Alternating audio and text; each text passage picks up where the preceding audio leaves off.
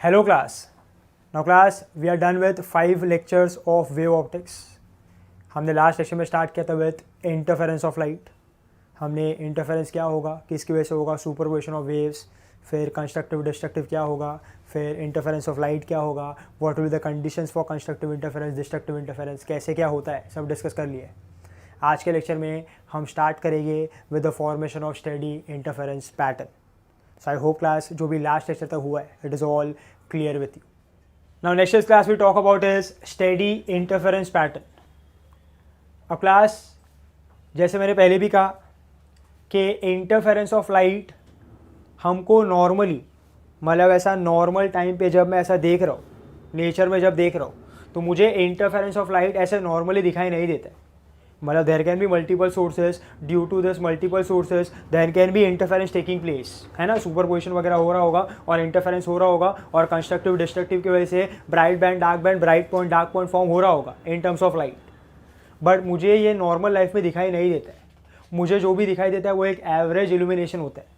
ऐसा क्यों होता है, ऐसा क्यों नहीं दिखाई दे रहा है, उसका बात हम लोग करेंगे. हाँ, यू कैन से कि इंटरफेरेंस ऑफ साउंड जो है, superposition of waves in terms of sound जो है वो हमको सुनाई देता है, वो इफेक्ट समझ में आता है in terms of beats. Water वगैरह के भी वेव्स वगैरह दिखाई दे रहा है, कहीं पे बढ़ रहा है, कहीं पे कम हो रहा है, सो वहाँ पे भी हमको इंटरफेरेंस दिखाई दे रहा है. But when I talk about light, specially about light, so हमको in daily life, in normal life interference pattern, interference होते हुए नहीं दिखेगा लाइट का.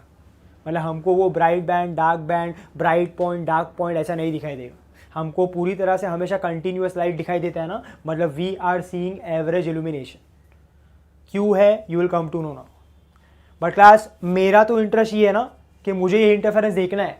आई want to see the interference. मुझे ये bright point, dark point, bright band, dark band क्या है ये सब देखना है.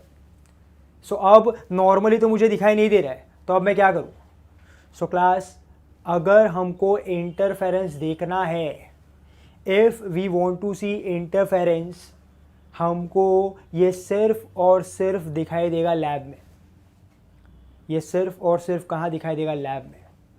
सो अब हमें ये अगर इंटरफेरेंस को ऑब्जर्व करना है तो हम लैब में, in lab we are going to perform some experiments and by that experiments we are going to see interference of light.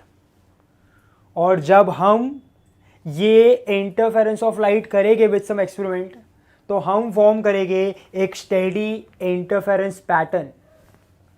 What will be steady interference pattern कि एक ऐसा स्क्रीन होगा जिस पे ऐसा bright band, dark band, bright band, dark band, bright band, dark band form होंगे. और ये पैटर्न को जब मैं ऑब्जर्व करूंगा so I will be able to see interference of light. क्योंकि जहाँ पे ब्राइट बैंड बनने वाला है, बोलो वहाँ पे क्या हो रहा है, कंस्ट्रक्टिव इंटरफेरेंस. जहाँ पे डार्क बैंड है वहाँ पे क्या होगा, destructive interference. Constructive destructive, constructive destructive, अरे यस और नो. सो कंस्ट्रक्टिव डिस्ट्रक्टिव हो रहा है, इंटरफेरेंस हो रहा है, इंटरफेरेंस पैटर्न बन रहा है, ब्राइट डार्क दिखाई दे रहा है. So I am able to see the interference ना, that is interference of light. So steady interference pattern helps us to observe the interference of light. समझ में आ रहा है क्लास. सो ये एक्सपेरिमेंट में जो लैब है उसमें एक्सपेरिमेंट परफॉर्म करके हम ये स्टडी इंटरफेरेंस पैटर्न को बनाएंगे और इंटरफेरेंस को स्टडी करेंगे. बट क्लास मैंने क्या कहा कि नॉर्मल लाइफ में हमको इंटरफेरेंस नहीं दिखाई दे रहा है. लैब में हम विद सम एक्सपेरिमेंट्स ये इंटरफेरेंस करेंगे और इंटरफेरेंस पैटर्न बनाएंगे जिससे हम इंटरफेरेंस को स्टडी कर सकते हैं. बट क्लास कहना ही से ये होने के लिए हमने कुछ ना कुछ तो अलग किया होगा ना. सो क्लास वो कुछ ना कुछ अलग क्या है कि अगर मुझे इंटरफेरेंस ऑफ लाइट देखना है, अगर मुझे स्टेडी इंटरफेरेंस पैटर्न बनाना है, सो क्लास ये अचीव करने के लिए मुझे कुछ कंडीशंस को सेटिस्फाई करना होगा. मतलब to see, to observe interference of light and to form steady interference pattern in which I can see interference of light, I need to satisfy some conditions. वो कंडीशन सेटिस्फाई होगा तो interference of light होगा और वो interference of light की वजह से एक स्टेडी इंटरफेरेंस पैटर्न बनेगा जिसके थ्रू मैं इंटरफेरेंस ऑफ लाइट को देख सकता हूँ, ऑब्जर्व कर सकता हूँ, स्टडी कर सकता हूँ. स्टडी क्यों बोला है, क्योंकि जो ब्राइट डार्क फॉर्म हो रहा है वो वैसे के वैसे ही रहेगा, it won't change. Do you get my point. So simple words में अगर कहूँ, नॉर्मल लाइफ में इंटरफेरेंस पैटर्न नहीं दिखता है, एवरेज इल्यूमिनेशन दिखता है. अगर आपको इंटरफेरेंस ऑफ लाइट देखना है, इंटरफेरेंस पैटर्न देखना है, सो आपको लैब में एक्सपेरिमेंट्स करना पड़ेगा और लैब में जब आप ये एक्सपेरिमेंट्स करोगे so you need to satisfy some conditions, some essential conditions, then only you will be able to see the interference pattern, and that will be called a steady interference pattern in which you will be able to see bright band, dark band, bright band, dark band, जिससे आपको interference completely properly दिखाई देगा। सो अभी सबसे पहले हमको यही बात करना है कि वो कंडीशंस क्या है जो हमको लैब में सेटिस्फाई करना होता है to see interference of light, to see interference pattern. So अभी अंडरस्टैंड करना व्हाट आर द कंडीशंस। सबसे पहला कंडीशन है, the very first condition is, बोलो, हम लोग यहाँ पे मल्टीपल सोर्सेज यूज करते हैं ना, वो मल्टीपल सोर्सेज में हम अब उसको एक पर्टिकुलर नंबर दे देते हैं। वो मल्टीपल सोर्सेज में अब हम यूज करेंगे सिर्फ 2 सोर्सेज, इट कैन बी 2 और more sources, but we will keep it minimum कि we are going to use 2 sources. समझ में आ रहा है? और उससे हम लोग इंटरफेरेंस पैटर्न को फॉर्म करने वाले हैं। समझ में आ रहा है? I am going for the minimum number. सो 2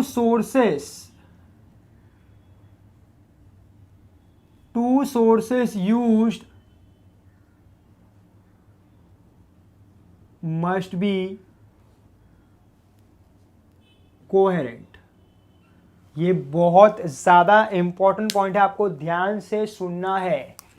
जो 2 सोर्स आप यूज करने वाले हो वो दोनों सोर्स कोहेरेंट होने चाहिए with respect to each other.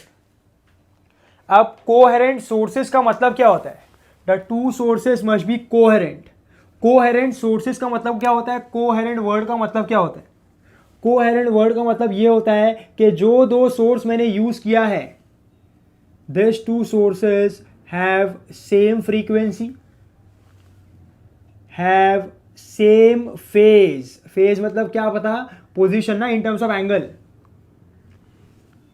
और सेम भी नहीं बोलेंगे, और कांस्टेंट फेज डिफरेंस, और constant phase difference. Constant phase difference मतलब क्या? फेज डिफरेंस है वो चलेगा। मान लो 2 पाई का फेज डिफरेंस है 2 वेव के बीच में। सो 2 पाई का है फेज डिफरेंस, वो चलेगा, बट हमेशा कितना होना चाहिए? 2 पाई ही होना चाहिए। That particular phase difference should not change. So 2 source से जो वेव्स आ रही है उनका फ्रीक्वेंसी कैसा होना चाहिए? सेम। उनका फेज कैसा होना चाहिए? सेम। अगर फेज सेम नहीं है तो उनका जो फेज डिफरेंस है वो हमेशा कैसा होना चाहिए? कांस्टेंट। जब ऐसा होगा तो वो 2 सोर्सेस को मैं क्या कहूंगा कि they are coherent sources. They are what? Coherent sources. So class दिमाग में बिठा लो, कोहेरेंट सोर्स का मतलब क्या होता है? 2 sources are said to be coherent when they have same frequency, the waves which are coming have same phase, or if they don't have same phase they should have constant phase difference. Phase difference should not change. Do you get my point? Now class, मान लो मैं 2 अलग source of light लेता हूं। यहां पे आई consider 2 different sources of light. ऐसा मैंने कुछ 2 अलग अलग सोर्स कंसिडर किया, बल्ब कंसिडर किया। सोर्स S1, सोर्स S2, दोनों का पावर मान लो 60 वैट है ना। कंडीशन क्या कहता है? 2 sources which are use to form interference pattern must be coherent, और ये उसका कंडीशन है। उसका मतलब ये है। सो क्लास, मेरा अभी क्वेश्चन ये है कि मान लो मैंने 2 सोर्स लिए हैं, S1, S2, दोनों का पावर वगैरह सेम है, 2 सोर्सेज भी सेम है। तो क्लास आपको क्या लगता है कि ये दोनों सोर्स में से आने वाली जो लाइट वेव होगी उनका फ्रीक्वेंसी विल बी सेम और डिफरेंट? क्या लगता है आपको? इनमें से जो आने वाली लाइट वेव्स है उनका फ्रीक्वेंसी सेम होगा कि अलग होगा? What do you think? थोड़ा पॉज करना, थोड़ा सोचना। Now class, the answer for my question will be कि ये 2 सोर्स में से जो लाइट आने वाली है उनका फ्रीक्वेंसी कभी भी सेम नहीं होगा। Their frequency will never be same. They will never ever have same frequency. उनका फ्रीक्वेंसी अलग ही होगा। इनफैक्ट आप कोई भी 2 डिफरेंट सोर्सेज हो लाइट की, if I consider 2 tube lights, if I consider 2 bulb, है ना, if I consider any 2 sources, 2 different sources of light, कोई भी 2 डिफरेंट सोर्स लिया है ना, 2 different LEDs, two different any source, bulb है, टॉर्च है, two different torches. So class आपको देखने पे वो सेम लगेगा, दोनों टॉर्च सेम है, दोनों ट्यूबलाइट सेम है, दोनों बल्ब सेम है, पावर वगैरह सेम है, बट उनसे दो अलग सोर्स से जो आने वाली वेव्स होती है उनका फ्रीक्वेंसी कभी सेम नहीं होता है। उनके फ्रीक्वेंसी में डिफरेंस होगा ही, चाहे वो स्लाइट डिफरेंस हो कि बड़ा डिफरेंस हो। नॉर्मली जो डिफरेंस होता है वो स्मॉल ही होता है, और अगर स्मॉल डिफरेंस भी है तो डिफरेंस है। यहाँ पे हमको जो भी चाहिए वो एग्जैक्टली सेम चाहिए, बट यहाँ पे एग्जैक्टली सेम नहीं आता, उनमें डिफरेंस आएगा, frequency won't be same. And if the frequency is not same, can I say the two sources are not coherent, are incoherent? So दो अलग source, two different sources of light जो appear कर रहा है same, हमको लग रहा है सेम है, बट उनसे जो लाइट वेव्स आ रही है उनकी जो फ्रीक्वेंसी वो कभी सेम नहीं होती। So two different sources of light, आप दो बल्ब ले लो, दो ट्यूबलाइट ले लो, कोई भी दो सोर्सेज लो अलग अलग, उनका फ्रीक्वेंसी कभी सेम नहीं होता है। Their frequency is never same, therefore two different sources can never be coherent, they are incoherent. क्या होता है वो? Incoherent. Do you get my point? So class अब आपके दिमाग में चल रहा होगा ये कैसे कैसे हो सकता है कि दो अलग अलग सोर्स जो है वो दोनों इनकोहेरेंट, मतलब अगर ऐसा कोई भी दुनिया में दो सोर्स लोगे तो वो इनकोहेरेंट ही होगा, उनका फ्रीक्वेंसी सेम नहीं होगा। ऐसा क्यों? Why are we saying this? दोनों सोर्स दिखने पे तो सेम लग रहे, फिर भी उनका फ्रीक्वेंसी सेम नहीं है, फिर भी वो इनकोहेरेंट है, ऐसा क्यों? तो क्लास अंडरस्टैंड करना, इसका रीज़न हमको मिलता है बाय द मेथड, मतलब हम जो मेथड फॉलो करते हैं लाइट एनर्जी जनरेट करने के लिए, लाइट एनर्जी प्रोड्यूस करने के लिए, लाइट प्रोड्यूस करने के लिए, उससे हमको ये समझने मिलता है। अंडरस्टैंड करना ऐसा क्यों होता है कि दो डिफरेंट सोर्सेज का फ्रीक्वेंसी कभी सेम नहीं होगा, दो डिफरेंट सोर्सेज हमेशा इनकोहेरेंट होगा। Understand is very careful. So understand the process. हम क्या करते हैं, मान लो एक ट्यूबलाइट लिया है, सो ट्यूबलाइट में क्या है? एटम्स है ना। सो बोलो हम क्या करते हैं, ट्यूबलाइट के लिए स्विच ऑन करते हैं तो उसमें इलेक्ट्रिकल एनर्जी जाएगा, है ना, दिस इज इलेक्ट्रिकल एनर्जी। और मान लो यहाँ पे ट्यूबलाइट में, है ना, जो एटम्स है वो ऐसे है, बराबर ना। हमने ट्यूबलाइट में कुछ ना कुछ मटेरियल यूज़ किया, उसमें कुछ ना कुछ तो एटम्स हो गए ना, गैस वगैरह जो भी है उसके एटम्स हो गए ना। सो बोलो एटम्स में इलेक्ट्रॉन्स हो गए ना ऐसे, अरे यस और नो? सो वो एटम्स में ऐसा इलेक्ट्रॉन्स है। Now class see what happens. बोलो ये हमने इलेक्ट्रिकल एनर्जी को पास किया, अब ये इलेक्ट्रिकल एनर्जी जाके किसको हिट करेगा? कहना ऐसे, ये इलेक्ट्रिकल एनर्जी किसको मिलेगा? इलेक्ट्रॉन को ना। ये इलेक्ट्रिकल एनर्जी जाके किसको मिलने वाला है? इलेक्ट्रॉन को। तो जैसे ही ये इलेक्ट्रिकल एनर्जी इलेक्ट्रॉन को मिलेगा, बोलो इलेक्ट्रॉन ये एनर्जी को गेन करेगा, और जैसे ही इलेक्ट्रॉन ये एनर्जी को गेन करेगा, जैसे ही ये एनर्जी को एब्जॉर्ब करेगा, कहना ऐसे वो एक्साइट होगा, and it will perform excitation. Excitation मतलब क्या? कि वो एक ऑर्बिट से दूसरे ऑर्बिट में जंप करेगा ना ऐसे। अरे यस और नो? इट विल जंप ना, और भी होगा ऐसा, इट विल जंप ना। This you have studied in atoms molecules, कि मैं एनर्जी प्रोवाइड कर रहा हूँ in terms of electric energy, electrons ने एटम्स के इलेक्ट्रॉन्स से वो एनर्जी को एब्जॉर्ब किया, they will perform transition, they will get excited from lower orbit to higher orbit. Yes और नो?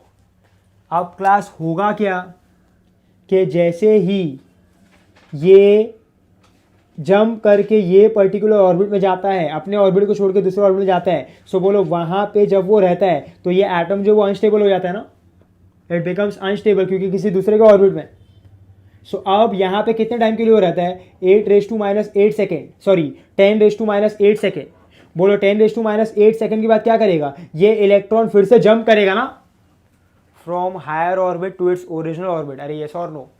और क्लास जब ये इलेक्ट्रॉन फिर से हायर ऑर्बिट से लोअर ऑर्बिट जंप करेगा, सो बोलो वो क्या रेडिएट करता है? एनर्जी ना। और वो एनर्जी किसके टर्म्स में होता है? फोटोन। फोटोन मतलब क्या? Light. This is the way light is produced. तो कोई भी सोर्स में यही होता है, कोई भी सोर्स में, बल्ब में फिलामेंट है ना, ट्यूबलाइट में गैस मॉलिक्यूल्स है, हो रहा क्या है? गैस मॉलिक्यूल्स है, एटम्स है, हो रहा क्या है? इलेक्ट्रिकल एनर्जी आ रहा है। बोले ट्यूबलाइट में, बल्ब में एटम्स है, वो आके एटम को हिट करता है, जैसे ही एटम को हिट करेगा इलेक्ट्रॉन्स को एनर्जी मिलेगा, इलेक्ट्रॉन्स एक्साइट होंगे, वो lower orbit to higher orbit jump करेंगे। अब इलेक्ट्रॉन किसी और ऑर्बिट में है तो वो अनस्टेबल हो जाएगा, क्योंकि वो अनस्टेबल हो जाएगा तो वहाँ पे सिर्फ वो 10⁻⁸ सेकेंड के लिए रुकता है। This you have studied in atoms molecules. और वो 10⁻8 के बाद फिर से ट्रांजिशन करेगा from higher orbit to lower orbit, और जब वो हायर ऑर्बिट से लोअर ऑर्बिट जंप करता है तो एनर्जी एमिट करता है, एनर्जी रेडिएट करता है in terms of what, photons. और अगर फोटॉन्स आ रहा है मतलब क्या आ रहा है, लाइट। इस तरीके से लाइट एमिट होगा, इस तरीके से हमको लाइट एनर्जी मिलता है, इस तरीके से लाइट प्रोड्यूस होता है ये पर्टिकुलर सोर्स में से। Light will be produced like this with this particular method. Do you understand my point class? अब क्लास अंडरस्टैंड करना, बोलो ये जो रेडिएशन हो रहा है, बोलो फोटोन बाहर आ रहा है ना, तो फोटोन का एनर्जी क्या होता है, E is equal to h nu, where nu is the frequency ना। नाउ क्लास ये जो ट्रांजिशन हो रहा है, ये जो ट्रांजिशन हो रहा है, बोलो ये ट्रांजिशन हम कंट्रोल करते हैं कि इलेक्ट्रॉन कंट्रोल करता है? Can I say it is control by the electron ना। और वो जो ट्रांजिशन है वो काफी रैंडम होता है, मतलब इलेक्ट्रॉन का मर्जी होता है कि वो ट्रांजिशन कैसे करेगा। It can go from 4 to 1, it can go from 3 to 1, it can go from 2 to 1, it can go from 4 to 3, it can go from 3 to 2. yes और नो, कैसा भी ट्रांजिशन वो कर सकता है। वो ट्रांजिशन काफी रैंडम होता है और उसके ट्रांजिशन के हिसाब से ही जो लाइट एमिट हो रहा है उसका फ्रीक्वेंसी डिसाइड होता है। कैन आई से क्लास, एक पर्टिकुलर कोई भी सोर्स में there will be millions and billions of atoms, और वो millions and billions of atoms का millions and billions of transition होगा, और जब वो millions and billions of transition होगा तो millions and billions of frequencies बाहर आएगी ना, और वो सब फ्रीक्वेंसीज मिलके, वो सब वेव मिलके एक कंबाइंड वेव बनाती है, एक एवरेज फ्रीक्वेंसी देती है। वो कुछ ना कुछ एवरेज फ्रीक्वेंसी देगी, और लाइट का जो फ्रीक्वेंसी होता है उसका वैल्यू, उसका ऑर्डर होता है 10⁻14 हर्ट्ज। कितना होता है? 10⁻14 हर्ट्ज। ऐसा कुछ ना कुछ वैल्यू देगा फ्रीक्वेंसी का, एवरेज फ्रीक्वेंसी का जो लाइट बाहर आ रहा है। सो ये एक सोर्स ने दिया। अब बोलो दूसरे सोर्स में भी यही होगा, हमने इलेक्ट्रिक एनर्जी दिया, millions and billions of atoms है, millions and billions of electron है, उन्होंने ट्रांजिशन किया और लाइट एनर्जी दिया। बोलो जो millions and billions of electron ने ट्रांजिशन किया है और इनमें से जो फ्रीक्वेंसी बाहर है वो भी एक एवरेज फ्रीक्वेंसी देगा ना। अब क्लास ये सोर्स में और ये सोर्स में, दो अलग सोर्स में जो millions and billions of electron transition कर रहा है और जो फ्रीक्वेंसी एमिट कर रहा है और जो एवरेज फ्रीक्वेंसी दे रहा है, बोलो ये एवरेज फ्रीक्वेंसी, ये हर एक ट्रांजिशन का फ्रीक्वेंसी कब सेम होगा? मतलब हर एक जो वेव निकल रहा है इंडिविजुअली एक एक ट्रांजिशन से, उनका फ्रीक्वेंसी कब सेम होगा? जब दोनों सोर्सेज में जो ट्रांजिशन है वो एग्जैक्टली सेम होगा ना। then only the average frequency of the combination of millions and billions of waves which are produced will be same na. But class, is there any probability कि दोनों source में जो transition हो रहा है, millions and billions of transition हो रहा है, वो सेम हो? नहीं ना, there is zero probability. Why? क्योंकि ये जो ट्रांजिशन है वो हम कंट्रोल नहीं कर रहे, ये कौन कंट्रोल करता है? इलेक्ट्रॉन। और जब millions and billions of electrons transition कर रहे हैं, so there is no chance in the two sources के millions of billions of transition exactly same हो। और अगर millions and billions of transition exactly same नहीं है, सो कैन आई से ये मिलियंस और बिलियंस ऑफ ट्रांजिशन जो frequency produce करेगा और जो एवरेज फ्रीक्वेंसी बनाएगा वो भी एग्जैक्टली सेम नहीं होगा। मतलब ये दोनों सोर्सेज का जो फ्रीक्वेंसी है वो हमेशा कैसे आने वाला है? अलग अलग, because there is zero probability for the transition to be same. Therefore two sources will always have different frequency. But sir हमको कैसे सेम दिखता है वो? अरे बाबा ऑर्डर तो देखो 10⁻14, मतलब 14 जीरोज है। हाँ, वो जो डिफरेंस इन फ्रीक्वेंसी आता है वो इतना ज़्यादा नहीं आता है, वो थोड़ा सा ही आएगा, फिर भी आएगा, मतलब 1000 में, 2000 में, 10,000 में, ऐसा। बट 10⁻14 में लास्ट के 4 डिजिट में डिफरेंस आ रहा है ना, तो हमारे लिए तो वो डिफरेंस काफ़ी छोटा है, और वो डिफरेंस इतना छोटा है कि हमको फील नहीं होता है। तो हमको क्या लगता है कि वो दोनों सोर्सेज का फ्रीक्वेंसी कैसा है? सेम है।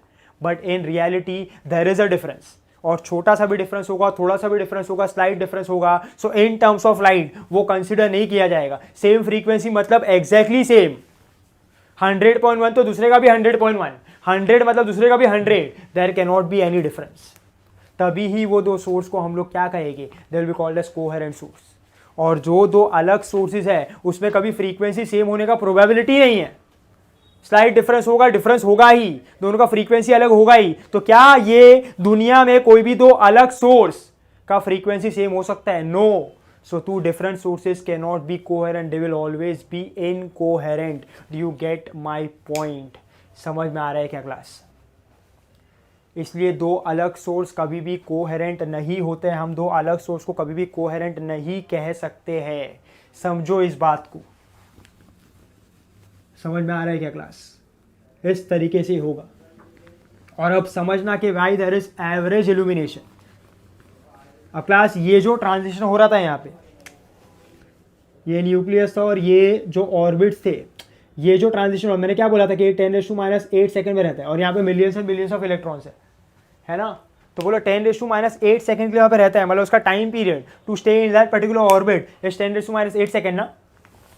बोलो तो फ्रीक्वेंसी कितना होगा? Time period is what? 0.10⁻⁸ second.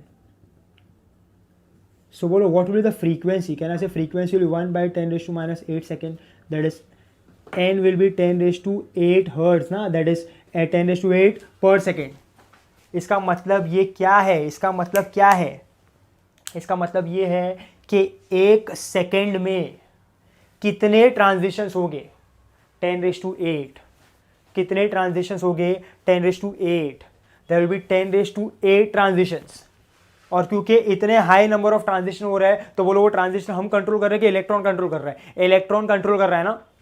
और जब ये ट्रांजिशन बार बार होते रहेंगे, इतने एक सेकंड में ट्रांजिशन हो गए, तो कहना है उससे जो आने वाला लाइट होगा उसका जो एवरेज फ्रीक्वेंसी होगा, क्या वो दोनों सोर्सेज का फ्रीक्वेंसी सेम होगा कि अलग अलग होगा? अलग अलग होगा ना। तो स्क्रीन के ऊपर, स्क्रीन पे जब दो अलग अलग सोर्सेज का वेव्स मिलेगा, बोलो वो आने वाले वेव्स का फ्रीक्वेंसी, बोलो एक ही सेकंड में 10⁸ ट्रांजिशन वापस फिर से होते जा रहे हैं ना, और ट्रांजिशन हमेशा रैंडम है। सो कहना ऐसे बाहर जब वो आ रहा है तो वो हमेशा कुछ ना कुछ स्लाइट डिफरेंस फ्रीक्वेंसी के साथ बाहर आएगा ना। It will never come out with the same frequency, the average frequency will keep on changing slightly. So दोनों सोर्स का एवरेज फ्रीक्वेंसी थोड़ा थोड़ा चेंज होता रहेगा। सो ये जो स्क्रीन पे डिफरेंट पॉइंट्स है, सो उन पे बार बार फ्रीक्वेंसी चेंज हो रहा है दोनों वेव्स का। सो बोलो बार बार फ्रीक्वेंसी चेंज होगा तो बार बार phase difference will remain constant और phase difference will keep on changing. क्या ऐसे phase difference will keep on changing. और अगर फेज डिफरेंस चेंज हो रहा है तो पाथ डिफरेंस चेंज होगा। बोलो पाथ डिफरेंस चेंज होगा तो कभी वो कंस्ट्रक्टिव इंटरफेरेंस का कंडीशन सेटिस्फाई करेगा, कभी वो डिस्ट्रक्टिव इंटरफेरेंस का कंडीशन सेटिस्फाई करेगा, कभी वो कैसा अपेयर करेगा ब्राइट, कभी वो कैसा अपेयर करेगा डार्क। अरे एक सेकंड में 10⁸ टाइम्स हो रहा है ये, मतलब कहना है ये पॉइंट्स पे जो ब्राइट डार्क होगा वो काफी फास्ट होगा ना। कभी के लिए ब्राइट डार्क। बोलो इतना ज्यादा फास्ट हो रहा है कि हमारा माइंड उसको कैप्चर नहीं कर पा रहा है। और हमारा माइंड जब उसको कैप्चर नहीं कर पाएगा तो बोलो एक एवरेज इल्यूमिनेशन बन जाएगा ना। और ब्राइट डार्क पे हमेशा डोमिनेट करेगा ही ना भाई। जहाँ पे ब्राइटनेस वहाँ पे डार्कनेस थोड़ी ना होगा। What is darkness? Absence of light ना। सो लाइट है तो ब्राइटनेस आने वाला है। तो बोलो ब्राइट डार्क इतना फास्ट हो रहा है। बोलो इवेंचुअली हमको पूरा वो कैसे दिखाई देगा? ब्राइट। और हमको नेचर में क्या दिखता है? Average illumination. We are not able to see the constructive and destructive interference, we are not able to see the interference because ये इतना फास्ट हो रहा है। मैंने क्या बोला? एक सेकंड में 10⁸ ट्रांजिशन हो गए। 10⁸ ट्रांजिशन हो गए, वो ट्रांजिशन काफ़ी रैंडम हो गए। और ये ट्रांजिशन इतने रैंडम है कि इनसे आने वाला जो लाइट है उसका जो एवरेज फ्रीक्वेंसी होगा it will keep on changing again and again और बहुत फास्ट चेंज होगा। सो दोनों सोर्सेज के वेव्स का फ्रीक्वेंसी रैंडमली बार स्लाइटली चेंज होते ही जा रहा है, बार। तो जब जाके वो स्क्रीन पे मिलेंगे सो थोड़ा स्लाइटली डिफरेंट फ्रीक्वेंसी।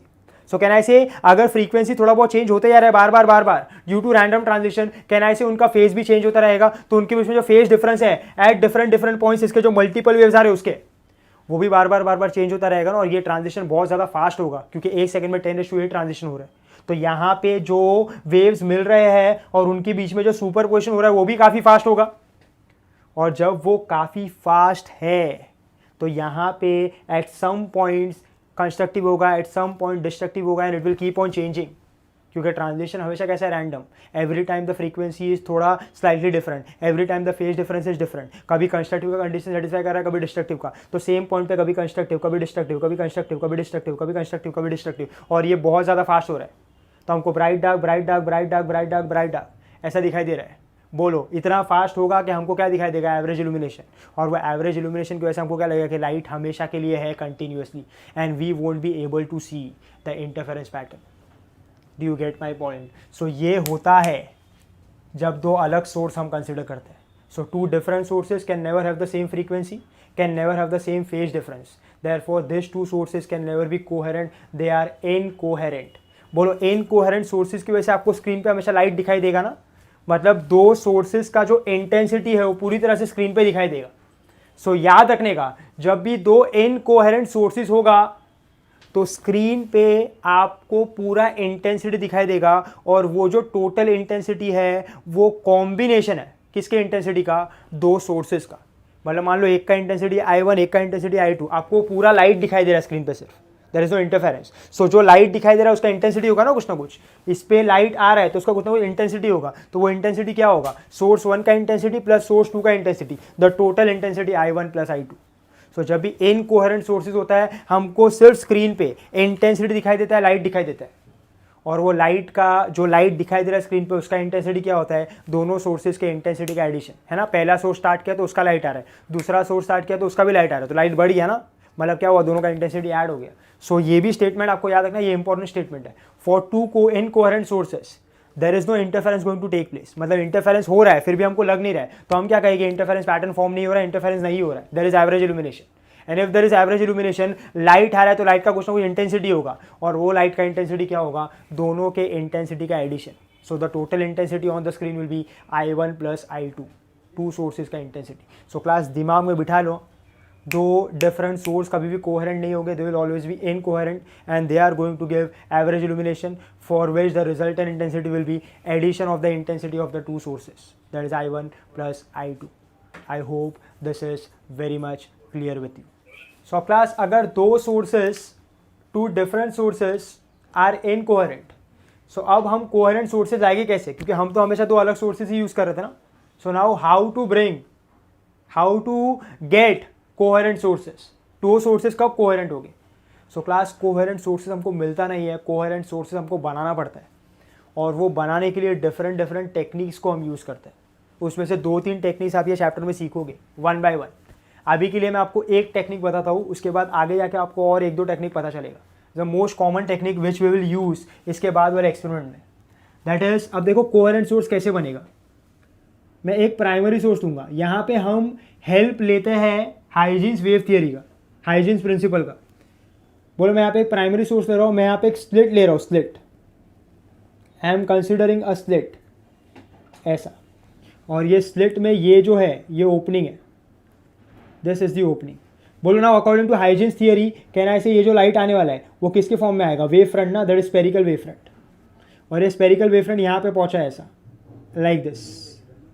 अब बोलो हाइजीन्स प्रिंसिपल क्या कहता है, every point on the wave front behaves as what, secondary source of light emitting secondary waves. So देखो ना, मैंने यहाँ पे जहाँ पे ओपनिंग रखा था, जहाँ पे वो स्लिट था, है ना, स्लिट था, ओपनिंग था, बोलो वहां पे जो पॉइंट्स होंगे वो किसकी तरह बिहेव करेगा, सेकेंडरी सोर्स, और क्या एमिट करेगा, सेकेंडरी वेव्स. अरे यस और नो. सो बोलो ये क्या बन गया, सोर्स S1, ये क्या बन गया, सोर्स S2.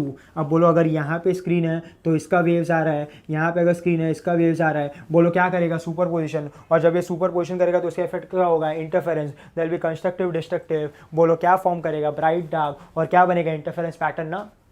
बोलो ये दोनों सोर्सेस एक ही सोर्स से डिराइव्ड है ना. सो एक सोर्स का जो फ्रीक्वेंसी होगा वो ये दोनों सोर्स का फ्रीक्वेंसी होगा ना. अरे they are derive from one source, तो इसका जो फ्रीक्वेंसी होगा वो दोनों इसका फ्रीक्वेंसी होगा. सो बोलो दोनों का फ्रीक्वेंसी कैसा होगा, सेम. दोनों के बीच में जो फेज डिफरेंस है वो कैसा रहेगा, कांस्टेंट. और जब ऐसा होगा हम इसको क्या कहेंगे, this will be two coherent sources. क्या कहेंगे इसको, कोहेरेंट सोर्सेस. यस और no, they are derived from one source.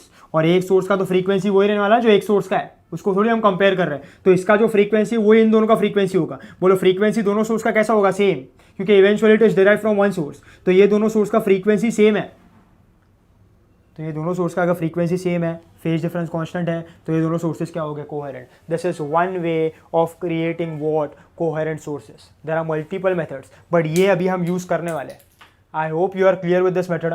हमने एक प्राइमरी सोर्स लिया, हाइजीन्स प्रिंसिपल से बोला लाइट किसके फॉर्म में आएगा, वेव फ्रंट. हमने एक स्लिट रखा है, वो स्लिट में दो ओपनिंग है. अब जैसे ही वेव फ्रंट यहाँ पे पहुंचेगा, every point on that wave front behaves as a secondary source. बोलो ये एक सोर्स बन जाएगा, ये एक सोर्स बन जाएगा, और क्या एमिट करेगा, वेव्स. और जब ये वेव्स एमिट करेगा तो बोलो ये दोनों सोर्सेज के वेव्स जाके ये स्क्रीन पे मिलेगा और सुपर पोजिशन करेंगे, और सुपर पोजिशन करने के बाद क्या फॉर्म करेंगे, interference pattern, bright dark bright dark bright dark. तो बोलो ये दोनों सोर्सेज कैसे हुए कोहेरेंट, क्योंकि दोनों सोर्सेज का फ्रीक्वेंसी कैसा होगा, same, because they are derived from one particular source. तो एक सोर्स का फ्रीक्वेंसी जो होगा वही दोनों सोर्स का फ्रीक्वेंसी होगा, और इवेंचुअली कैसा होगा, सेम, और बाकी सब कंडीशन भी सेटिस्फाई करेगा। We say this two sources are coherent, this is one of the way of creating coherent sources. So दो अलग सोर्स कभी भी कोहेरेंट नहीं होगा, they will always be incoherent. We have to apply different methods to create coherent sources, and one of the method is this. I hope this is very much clear with you. Now second point class, second condition, two sources must be monochromatic. monochromatic मतलब क्या, monochromatic का मतलब होता है single colour,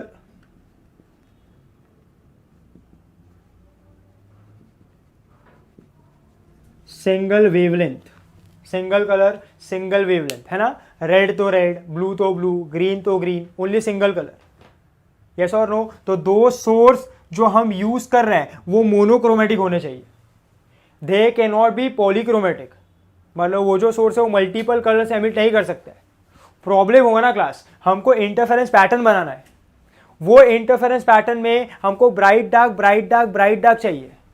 मतलब अगर मैंने red colour use किया है सो यहाँ पे रेड ब्राइट होगा, फिर डार्क होगा, फिर रेड, फिर डार्क, फिर रेड, फिर डार्क, फिर रेड, फिर डार्क, ऐसा चाहिए, ब्राइट डार्क चाहिए। बोलो अगर मैं पॉलीक्रोमेटिक सोर्स यूज करूंगा तो क्या होगा, वहां पे ब्राइट डार्क बनेगा, क्या there will be a coloured pattern ना, क्योंकि हर एक कलर का, अगर मैं पॉलीक्रोमेटिक यूज करता हूं, मान लो एक ही पर्टिकुलर सोर्स में there are multiple colours, green भी है, ब्लू भी है, रेड भी है, तो बोलो स्क्रीन पे जब ग्रीन ब्लू रेड के वेव्स जाके मिलेंगे, मान लो मैं एक ऐसा सोर्स ले रहा हूं जिसमें मल्टीपल कलर्स है, मतलब we are considering two sources, that is coherent sources में मल्टीपल कलर्स है, मतलब क्या कि मान लो it is made up of green red blue, green red blue. So बोलो क्या होगा, कैन आई से स्क्रीन पे कुछ पॉइंट्स ऐसे होंगे जहां पे ग्रीन डिस्ट्रक्टिव इंटरफेरेंस का कंडीशन सेटिस्फाई कर रहा होगा, मतलब अकॉर्डिंग टू ग्रीन वहां पे क्या बनना चाहिए, डार्क ना, बट मान लो यही पॉइंट्स पे जो रेड है, रेड वो कंस्ट्रक्टिव इंटरफेरेंस का कंडीशन सेटिस्फाई कर रहा है, सो बोलो अकॉर्डिंग टू रेड वहां पे क्या आ जाएगा, ब्राइट ना, सो वहां पे रेड कलर हमको दिखाई देगा। ऐसे कुछ पॉइंट्स हो गए जहां पे येलो दिखाई देगा, ऐसे कुछ पॉइंट्स हो गए जहां पे हमको ग्रीन दिखाई देगा, ब्लू दिखाई देगा, यस और नो। सो मल्टीपल कलर की वजह से एक कलर्ड पैटर्न फॉर्म होगा, ना कि ब्राइट डार्क, क्योंकि अलग अलग कलर का वेवलेंथ वगैरह अलग है, प्रॉपर्टीज वगैरह अलग है। तो कुछ पॉइंट पे जहां पे रेड डिस्ट्रक्टिव कर रहे हैं वहां पे ग्रीन कंस्ट्रक्टिव कर सकता है, जहां पे ग्रीन डिस्ट्रक्टिव कर रहे हैं वहां पे रेड कंस्ट्रक्टिव कर सकता है। इवेंचुअली क्या होगा, ग्रीन ब्लू रेड येलो ऐसा सब कलर फॉर्म होगा और कलर्ड पैटर्न फॉर्म होगा। सो क्लास दोनों सोर्सेज कैसे होने चाहिए, मोनोक्रोमेटिक, सिंगल कलर, समझ में आ रहा है। Next class, now we come to the very important, the most important topic of the chapter, that is Young's double slit experiment, YDSE। Class बहुत ज़्यादा इंपॉर्टेंट है, बहुत ही ज़्यादा इंपॉर्टेंट है, ऐसा बोल मान सकते हैं कि पूरे चैप्टर में सबसे इंपॉर्टेंट कोई चीज़ है तो वो ये है, YDSE, that is Young's double slit experiment. ये समझ गया, चैप्टर इज डन, कुछ नहीं बचा फिर ये चैप्टर में।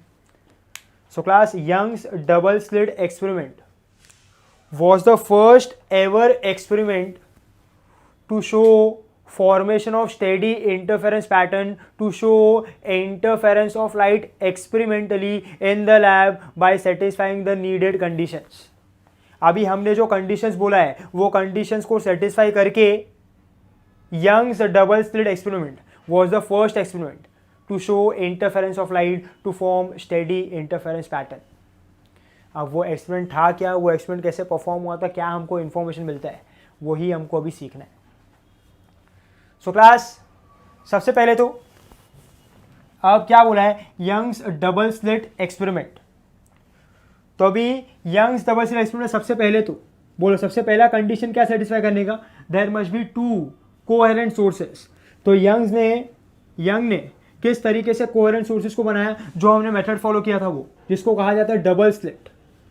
उसने एक सोर्स लिया, उसके आगे ऐसा बोल सकते हैं एक कार्डबोर्ड लिए, है ना, जिसको हम क्या कहेंगे, स्लिट।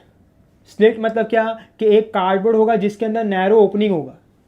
अब उसने ये स्लिट के अंदर 2 नैरो ओपनिंग कंसिडर किया, है ना। ये नैरो ओपनिंग को से नाम दिया S1 S2 ऐसा। बोलो now according to Huygens principle, इससे जो लाइट आएगा वो किसके फॉर्म में आएगा, वेव फ्रंट ना, इस तरीके से।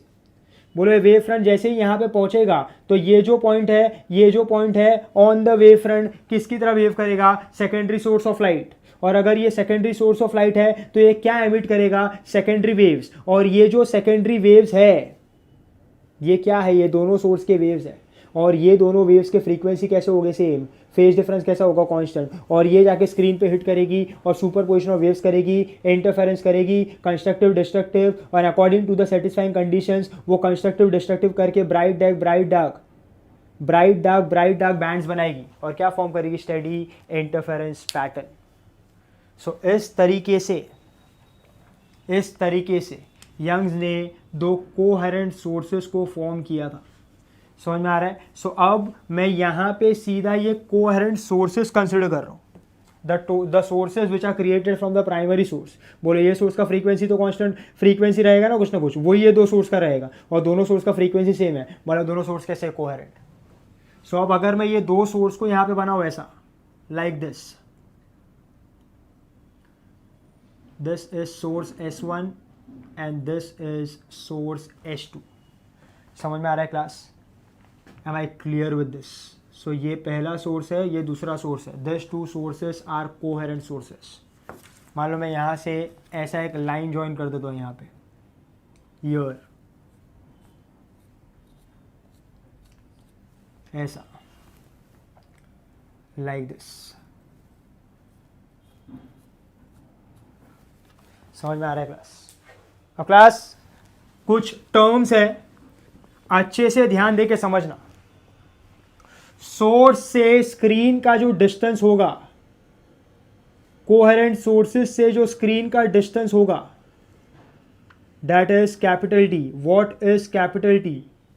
Capital D is distance between source and screen. ये सब जो मैं टर्मिनोलॉजी बता रहा हूँ class, the terminologies which I am telling now are very important for numericals. Confusion जरा भी नहीं होना चाहिए। So what is capital D? Distance between the source and the screen. ये स्क्रीन है जिसपे इंटरफेरेंस पैटर्न फॉर्म होगा। समझ में आ रहा है क्लास। नेक्स्ट इज क्लास, अब यहाँ पे मान लो यहाँ पे वो प्राइमरी सोर्स होगा ना, तो somewhere here will be the primary source जिससे सेकेंडरी सोर्स बना है, ठीक है। उसके रिस्पेक्ट से हम एक रेफरेंस लाइन ले लेते हैं यहाँ पे, this will be the reference line, ऐसा, लाइक दिस। ये रेफरेंस लाइन है, ऐसा कुछ। अब क्लास ये दोनों सोर्सेज जो हमने कंसिडर किए, द 2 कोहेरेंट सोर्सेस, इनके बीच का जो डिस्टेंस होता है ना, इसको हम लोग कहते हैं स्मॉल d। क्या कहते हैं इसको, small d। Everything here is case sensitive है क्लास। स्मॉल d क्या है, distance between 2 coherent sources. So capital D distance between source and the screen, small d distance between the 2 sources. समझ में आ रहा है क्लास। मान लो ये जो पॉइंट है ना यहाँ पे, दिस इज पॉइंट O, ऐसा कंसिडर किया मैंने। समझ में आ रहा है क्लास। सो बोलो ये उसके एग्जैक्टली सेंटर में है, तो ये वाला जो डिस्टेंस होगा, ये वाला डिस्टेंस, ये क्या होगा, D/2, और ये डिस्टेंस क्या होगा, D/2। सो ये वाला डिस्टेंस D/2 है, ये वाला डिस्टेंस D/2 है। Am I clear with this. So class ये हमने सब बता दिया, अभी अरेंजमेंट क्या है। आप देखो आगे होगा क्या, बोलो ये 2 कोहेरेंट सोर्सेस से वेव्स एमिट होगा और ये वेव्स जाके ये स्क्रीन पे मिलेंगे। ये सोर्स के वेव्स आएंगे, ये सोर्स के वेव्स आएंगे और डिफरेंट पॉइंट्स पे मिल के सुपरपोजिशन करेंगे ना। और क्योंकि कंडीशन सेटिस्फाई हो रहा है तो सुपर पोजिशन होगा, और जब सुपर पोजिशन होगा तो उसका इफेक्ट आएगा, that is interference, that is constructive interference होगा, डिस्ट्रक्टिव इंटरफेरेंस होगा। और कंस्ट्रक्टिव इंटरफेरेंस और डिस्ट्रक्टिव इंटरफेरेंस की वजह से यहाँ पे bright point, dark point, bright band, dark band बनेंगे और वो स्टेडी इंटरफेरेंस पैटर्न को फॉर्म करेगी। Do you get my point? अरे यस और नो। अब वो स्टेडी इंटरफेरेंस पैटर्न कैसे फॉर्म होता है वही हमको देखना है।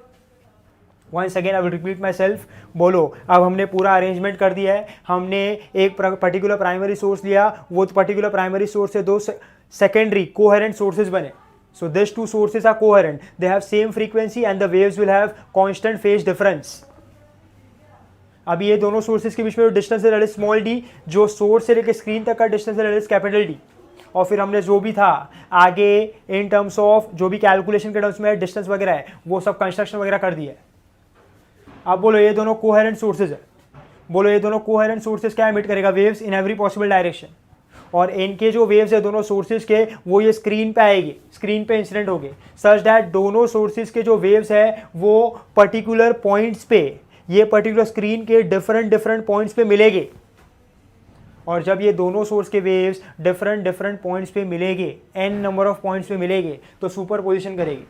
और जब उनका सुपर पोजिशन होगा तो इसका इफेक्ट क्या आएगा? Interference will take place, there will be constructive interference, there will be destructive interference. Due to constructive interference there will be formation of bright band, bright point. Due to destructive interference there will be formation of dark band, dark point. अब वो कैसे dark band, bright band, कैसे dark point, bright point बनता है, उसकी वजह से कैसे स्टेडी इंटरफेरेंस पैटर्न बनेगा, वही हमको सीखना है। Do you get my point class? अरे यस और no? Are you able to understand this? So class आगे अंडरस्टैंड करना कैसे स्टेडी इंटरफेरेंस पैटर्न फॉर्म होगा। Understand this very very very clearly. Now class on the screen steady interference pattern के लिए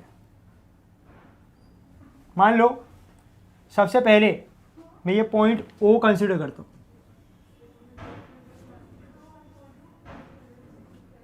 point O, for point O, ये वाला मान लो ये सोर्स से, फ्रॉम दिस पर्टिकुलर सोर्स, बोलो ये दोनों सोर्सेज हर एक डायरेक्शन में वेव एमिट करेगा ना। सो मान लो ये सोर्स से जो वो मल्टीपल वेव्स एमिट कर रहा है उसमें से एक वेव आया ऐसा, और इसमें से एक वेव आया ऐसा, लाइक दिस। सो एक वेव आया ऐसा, एक वेव आया ऐसा, like this. Now can I say class if I join this here like this, so can I say यहां पे क्योंकि ये d/2 है, d/2 है, सो बोलो ये एंगल यहां पे कितना है? 90 है। बोलो ये दोनों एंगल भी कैसा रहेगा? सेम। और ये वाला एंगल भी कैसा रहेगा? सेम। अरे ऐसा हो नो तो दोनों ट्राइंगल कैसा है? सिमिलर ना। और दोनों सा एंगल सिमिलर है तो बोलो ये वाला साइड, ये वाला साइड कैसा रहेगा? सेम ना। और ये वाला साइड जो है और ये वाला साइड जो है वो दोनों सोर्स से पॉइंट ओ का क्या है? डिस्टेंस। मतलब ये दोनों सोर्स से जो वेव आ रहा है उसका क्या है? वो पाथ लेंथ ना। सो S1 से जो वेव आ रहा है पॉइंट ओ पे उसका पाथ लेंथ क्या है? S1O। और S2 से जो वेव आ रहा है O पे उसका पाथ लेंथ क्या है? S2O। Can I say by similarity of triangle here S1O path length from source 1 to O, S2O path length from source S2 to O will be same ना। So what do we say? Point O पे S2O is equal to S1O, that is path length of S1 to O and S2 to O। ये दोनों कैसा आ रहा है? Same आ रहा है। ये सोर्सेस मल्टीपल वेव्स एमिट करेगा और यहाँ पे इंटरफेरेंस पैटर्न बनने वाला है। वो इंटरफेरेंस पैटर्न किस तरीके से बनता है अभी मुझे वो देखना है, तो उसके लिए मैंने कंसिडर किया ये स्क्रीन पे पॉइंट O। बोलो ये जो पॉइंट O है इस पे ये जो वेव्स आ रहा है S1 से एक वेव आ रहा है, बोलो मल्टीपल वेव्स एमिट करेगा, मल्टीपल वेव्स एमिट करेगा। उसमें से मैंने एक वेव कंसिडर किया, एक वेव कंसिडर किया जो पॉइंट O पे आ रहा है ना। और इसका वेव पॉइंट O पे पहुंचा, इसका वेव पॉइंट O पे पहुंचा। If I study here geometrically I see this two triangle are similar. If this two triangle are similar can I say this side and this side will be same. But what is this side? The path length of S1 to O, that is S1O. The path length from S2 to O, that is S2O. बोलो दोनों जो path length है for source S1 and S2 to O, जो waves आ रहा है उनके लिए पाथ लेंथ कैसा होगा? Same. So S2O and S1O is same. Now class, if S1O and S2O is same, can I say जो पाथ डिफरेंस होगा, वो path difference that is path length का डिफरेंस, वो कैसे कैलकुलेट होता है? H2O माइनस S1O से ना, क्योंकि ये दोनों सेम है. तो बोलो पाथ डिफरेंस क्या आएगा? 0. यस और नो. और बोलो अगर पाथ डिफरेंस 0 है, पाथ डिफरेंस 0 है, तो फेज डिफरेंस भी क्या होगा? 0 ना. If path difference is 0, phase difference is 0. बोलो पाथ डिफरेंस किसके लिए 0 हो सकता है? पाथ डिफरेंस किसके लिए 0 हो सकता है? फेज डिफरेंस किसके लिए 0 हो सकता है? Can I say it will B for constructive interference. जब भी पाथ डिफरेंस 0 होता है, फेज डिफरेंस 0 होता है, तो cos फाई का वैल्यू मैक्सिमम होगा ना. मतलब वहाँ पे क्या होगा? कंस्ट्रक्टिव इंटरफेरेंस होगा. और क्या होगा? इंटेंसिटी बढ़ेगा. मतलब वहाँ पे क्या फॉर्म होगा? Bright band. मतलब at point O constructive interference होगा. और बोलो क्या फॉर्म करेगा? Bright band. अरे यस और नो. और क्लास, ये जो ब्राइट बैंड होगा ना, ये जो ब्राइट बैंड, ये ब्राइट बैंड को मैं कहता हूँ सेंट्रल ब्राइट बैंड. क्या कहता हूँ मैं? Central bright band, that is CBB. So point O पे फॉर्म हो रहा है CBB. समझ में आ रहा है? और सबसे पहले हमने CBB सेंट्रल ब्राइट बैंड बना लिया है. अब आपको क्लास याद रखना है, जो CBB होता है, ये जो सेंट्रल ब्राइट बैंड होता है, ये हमारा रेफरेंस पॉइंट होता है. रेफरेंस पॉइंट का मतलब है, बोलो यहाँ पे हम लोग कैलकुलेशंस वगैरह करेंगे ना, तो यहाँ पे जो भी कैलकुलेशंस होगा, वो कैलकुलेशन हमेशा किसके रिस्पेक्ट से होगा? CBB. यहाँ पे क्या फॉर्म किया हमने? Bright band. So what did I से कि फॉर पॉइंट O, बोलो जो सोर्सेज से वेव्स आ रही है उनका पाथ लेंथ कैसा है? सेम. उनका पाथ डिफरेंस क्या है? 0. क्योंकि पाथ डिफरेंस 0 है, क्योंकि फेज डिफरेंस 0 है, तो बोलो वो किसका कंडीशन सेटिस्फाई कर रहा है? It is satisfying the condition for constructive interference. और क्योंकि वहां पे कंस्ट्रक्टिव इंटरफेरेंस होगा, तो बोलो इंटेंसिटी विल मैक्सिमम और minimum? It will be maximum. And as it is maximum, the point appears to be bright, there will be formation of bright band, there will be formation of bright point. So point O पे bright point बनेगा, bright band बनेगा, जिसको हम क्या कहेंगे? central bright band, that is CBB. और वो हमारा reference point होगा. ये हमने इंटरफेरेंस पैटर्न बनाना स्टार्ट कर दिया है. हमने सबसे पहले सेंट्रल ब्राइट बैंड उसका बना दिया. Do you get my point? अब मान लो क्लास, मैं यहाँ पे कंसिडर कर रहा हूँ नेक्स्ट पॉइंट. मान लो मैं स्क्रीन पे एक रैंडम पॉइंट कंसिडर करता हूँ, और वो जो रैंडम पॉइंट है वो यहाँ पे है कहीं पे. I am considering a random point P. आप कोई भी पॉइंट ले सकते हो, यहाँ पे, यहाँ पे, यहाँ पे. बोलो ना इंटरफेरेंस पैटर्न बनेगा ना, तो कोई ना कोई पॉइंट पे bright dark, bright dark, bright dark form होने वाला है. तो उसमें से मैंने एक पॉइंट लिया, पॉइंट P.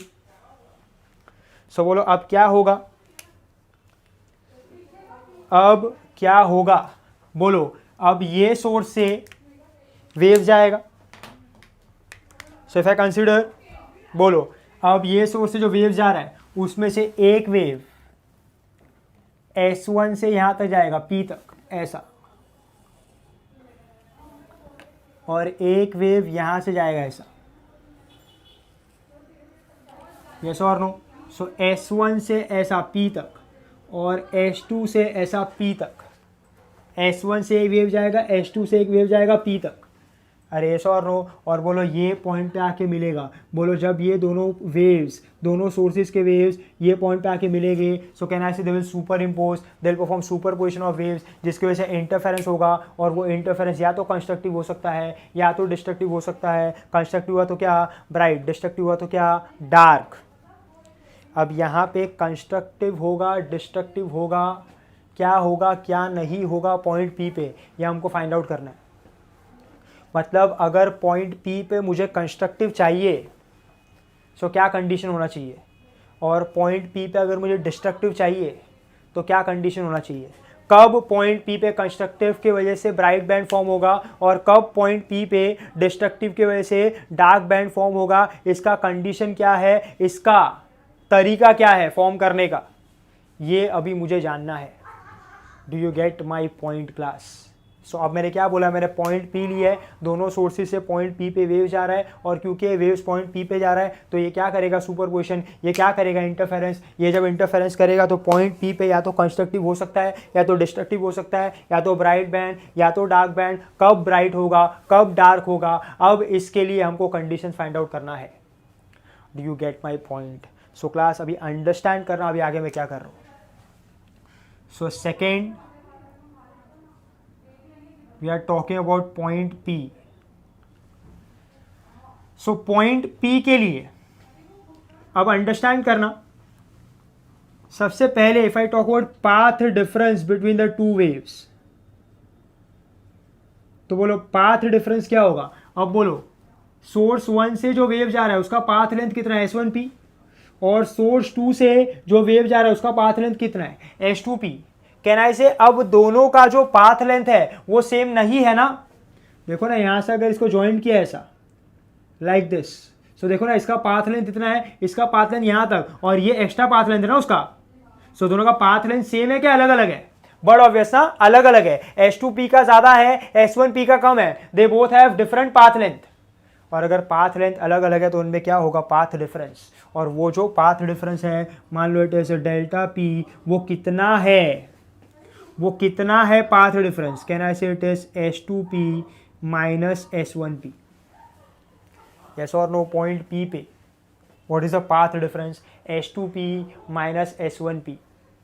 अब ये S2P माइनस S1P का वैल्यू क्या है आई डोंट नो, तो मुझे ये वैल्यू अब कैलकुलेट करना पड़ेगा। समझ में आ रहा है class? I need to calculate this. Let's class अब हमको S2P minus S1P find out करना है। मान लो ये पॉइंट P का डिस्टेंस फ्रॉम पॉइंट O, इसको मैं कंसिडर कर रहा हूं एज स्मॉल x। अब class what is small x, ये बहुत इंपॉर्टेंट है। Distance of any point, distance of any point, और ऐसा बोल सकते हो banned from CBB, distance of any point on the screen from CBB is x। Class O से यहां पे एक पॉइंट ले लो आप, यहां पे ले लो, यहां पे ले लो, यहां पे ले लो, यहां पे ले लो। सो पॉइंट O से स्क्रीन पे कोई भी पॉइंट का जो डिस्टेंस लोगे वो क्या होगा, x। ये न्यूमेरिकल्स में बहुत ज्यादा इंपॉर्टेंट है, इसको भूलना मत। ये जो स्टेटमेंट है ये बहुत ही ज्यादा इंपॉर्टेंट है, x वाला, ये आपको याद रखना है बहुत अच्छे से। इसमें सबसे ज्यादा कंफ्यूजन होता है कि x क्या है, what is x। x is distance of any point on the screen from the CBB। अगर CBB से कोई भी बैंड का कोई भी पॉइंट का डिस्टेंस आपको कैलकुलेट करना है तो आप क्या कैलकुलेट कर रहे हो, x। Do you get my point? अरे यस और नो। सो क्लास अभी अंडरस्टैंड करना, ये डिस्टेंस x है। अब मान लो मैं ऐसा कंसिडर करूँ कि ये जो पॉइंट है ना, ये जो पॉइंट ये है M1, this point, and this point is M2। चलो फटाफटा अभी S2P minus S1P find out करते हैं। सो थर्ड स्टेप, आपको दो ट्राइंगल दिखाई देंगे यहां पे। सबसे पहला इन ट्राइंगल S1M1P, देखो S1M1P right angle triangle, S1M1P दिखता है। बोलो पाइथागोरस थ्योरम अप्लाई करेंगे तो क्या होगा, S1P का square will be what, S1M1 का square plus, can I say ये पूरा क्या है, पूरा फ्रॉम CBB, ये पूरा क्या है x, और उसमें से ये क्या है d/2। So can I say यहां पे जो ये वाला डिस्टेंस है PM1, हमको ये चाहिए ना S1M1P, तो मुझे अभी चाहिए PM1। सो बोलो ये पूरा कितना है x, उसमें से कितना निकाल दिया d/2, तो मुझे क्या मिलेगा PM1। सो बोलो PM1, यहां पे जो PM1 है अब मुझे उसका वैल्यू चाहिए। सो कहना ऐसे S1P का स्क्वायर उसको ऐसे ही रहने दिया। बोलो S1M1, कहना ऐसे S1M1 is capital D, so this is D का स्क्वायर प्लस वॉट, बोलो पी एम वन क्या है, can I say P M one is X minus D by two the whole square. So tell me class, अभी S one P the whole square क्या होगा, can I से यहाँ पे ये हो जाएगा D square plus x square minus x D plus D square by four. Similarly class in triangle H two M two P, तो एच टू पी का स्क्वायर हो जाएगा H two M two square plus P M two square. Now if you calculate this, so H two P का square होगा, बोलो H two M two क्या होगा, D square plus x plus D by two the whole square. तो बोलो ये क्या हो जाएगा, D square plus this will be x square plus x D plus D square by four. अब class दोनों को सब्ट्रैक्ट कर दो तो क्या हो जाएगा, एच टू पी का square minus S one P का स्क्वायर. यस और no, so this will be what, D square plus x square plus x D plus D square by four minus D square minus x square plus x D minus D square by four. बोलो ये cancel हो गया, ये cancel हो गया, ये cancel हो गया. सो can I say this is a square minus b square, तो H two P minus S one P into H two P plus S one P is what, two X D. So H two P minus S one P क्या हो जाएगा, two X D upon H two P plus S one P. अरे yes और no class, समझ में आया, सीधा सीधा ज्योमेट्री है और कुछ भी नहीं है भाई, पाइथागोरस थ्योरम अप्लाई किया है. I hope this is clear. So class ये हमको मिला H two P minus S one P का value two X D upon H two P plus S one P. अब क्लास ये वाले स्टेप पे ध्यान देना क्लास. अब ये जो डी आता है ना, डी एक्सपेरिमेंटली ये जो डी है इट इज इन मीटर, और ये जो एक्स आता है ना, एक्स ये आता है in terms of millimetre. D किस में है, मीटर में, एक्स किस में है, मिलीमीटर में. सो कैन आई से x is much smaller than D ना, ये जो एक्स है x it is much smaller than D. तो क्लास ये x काफ़ी छोटा है, x काफ़ी छोटा है, हमने बड़ा बताया x काफ़ी छोटा है. सो कहना ऐसे क्लास, अगर x काफ़ी छोटा है तो ये जो H2P है, ये जो S1P है, जो H2P है, जो S1P है, वो ऑलमोस्ट कैसा दिखाई देगा, स्ट्रेट ना. If x is very small, can I say ये जो H2P है, ये जो S1P है, वो ऑलमोस्ट कैसा दिखाई देगा, स्ट्रेट. और क्योंकि वो ऑलमोस्ट स्ट्रेट दिखाई देगा, सो बोलो भाई अप्रॉक्सीमेटली किसके इक्वल होगा, डी के. समझो यार, ये जो डी है, डी इससे 1000 टाइम्स बड़ा है और ये डिस्टेंस काफ़ी छोटा है. तो अगर मैं ये डिस्टेंस को काफ़ी छोटा कर दूं यहाँ पे ऐसा, तो ये S1P H2P ऑलमोस्ट कैसा हो जाएगा, स्ट्रेट ना. और ऑलमोस्ट स्ट्रेट होगा तो ये डिस्टेंस S1P और H2P अप्रॉक्सीमेटली किसके इक्वल हो जाएगा, डी के ना. They will be approximately equal to D. I am saying approximately, you have to understand this. So H2P is equal to S1P is approximately what, D. But H2P minus S1P is not equal to 0. थोड़ा सा तो difference है, approximately D के equal बोला है, तो H2P minus S1P 0 नहीं है, उसका कुछ ना कुछ छोटा सा वैल्यू होगा. 0 ले लिया तो खत्म हो जाएगा भाई यहाँ पे. सो मैंने क्या बोला, H2P as x is very small, H2P and S1P are approximately equal to D, are approximately equal to D, but H2P minus S1P is not equal to 0. So if I substitute here,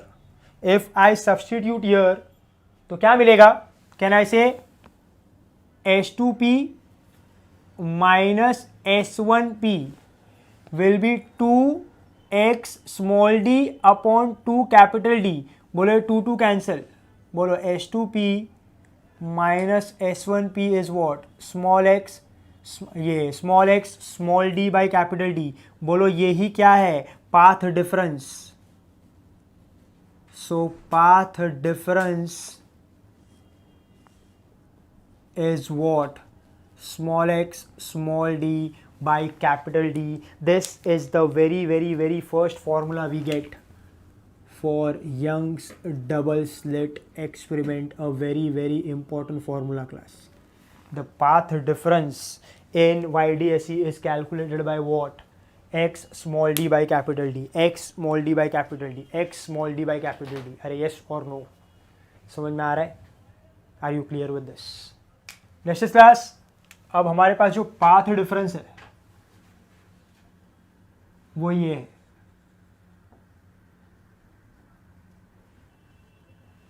now class understand करना कि ये point P पे constructive होगा, destructive होगा, कब कैसे क्या होगा वो हमको अंडरस्टैंड करना है, और स्टेडी इंटरफेरेंस पैटर्न भी पूरा कैसे बनेगा. सो now class, for constructive interference that is Brideband, for Brideband, for constructive interference that is Brideband, can I say path difference क्या होता है? It is n lambda ना. path difference क्या होता है? n lambda. और बोलो यहाँ पे path difference क्या है? small x small d by capital D. तो ये भी path difference है, ये भी path difference है. So now can I say, if I compare this, can I say small x small d by capital D will be equal to what? n lambda. So if I talk about x, तो बोलो x को मैंने लिखा xn will be n lambda capital D by D. बोलो यहाँ पे n का value क्या होता था? 0 1 2 3 if you remember. तो यहाँ पे भी n क्या है? 0 1 2 3. अरे yes or no? अब देखो class, if I substitute the value, बोलो x क्या है? Distance of any point from the CBB ना. If I substitute the value, तो देखो x का वैल्यू मुझे क्या मिलेगा? Can I say if I substitute n as 0, तो बोलो सबसे पहले क्या होगा? 0. फिर क्या होगा? Can I say if I substitute 1, it will B lambda d by D. बाद में क्या होगा? 2 लैम्डा d बाई डी. बाद में क्या होगा? 3 लैम्डा d बाई डी. बाद में क्या होगा? 4 lambda d by D, and so on up to n. So class understand करना ना.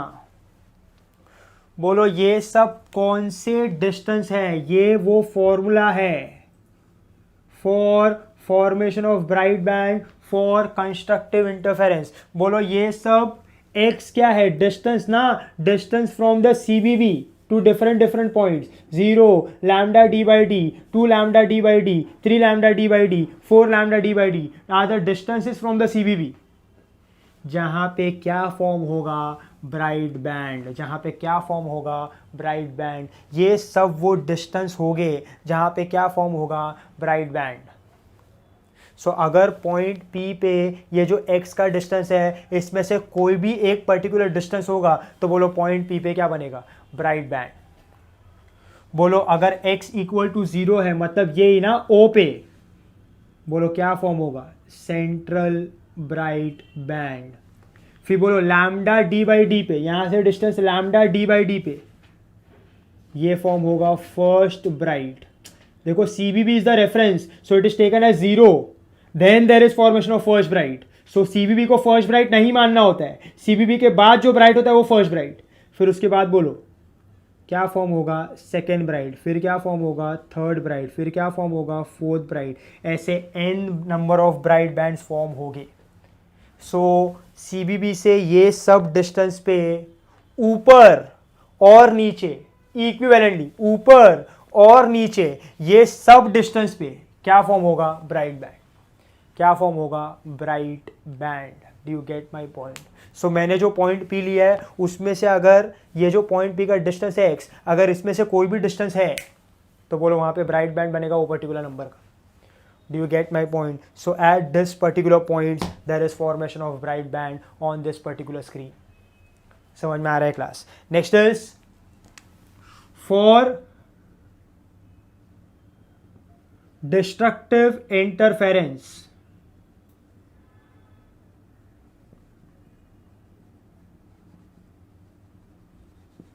That is dark band. For destructive interference that is dark band. बोलो path difference क्या होता है?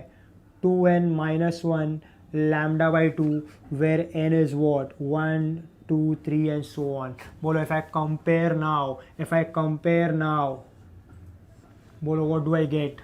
Can I say small x small d by capital D is what? 2n minus 1 lambda by 2. So x of n क्या होगा? What will be x of n now? So x of n will be, it will be, बोलो 2n minus 1 2n minus 1 lambda capital D by 2d. ये होगा वो distance का formula from the CVB जहाँ पे क्या फॉर्म होगा? Dark bands. अरे यस और नो? बोलो n का वैल्यू यहाँ पे क्या है? n is 1, 2, 3 and so on. So now class if I substitute here, can I say x will be what?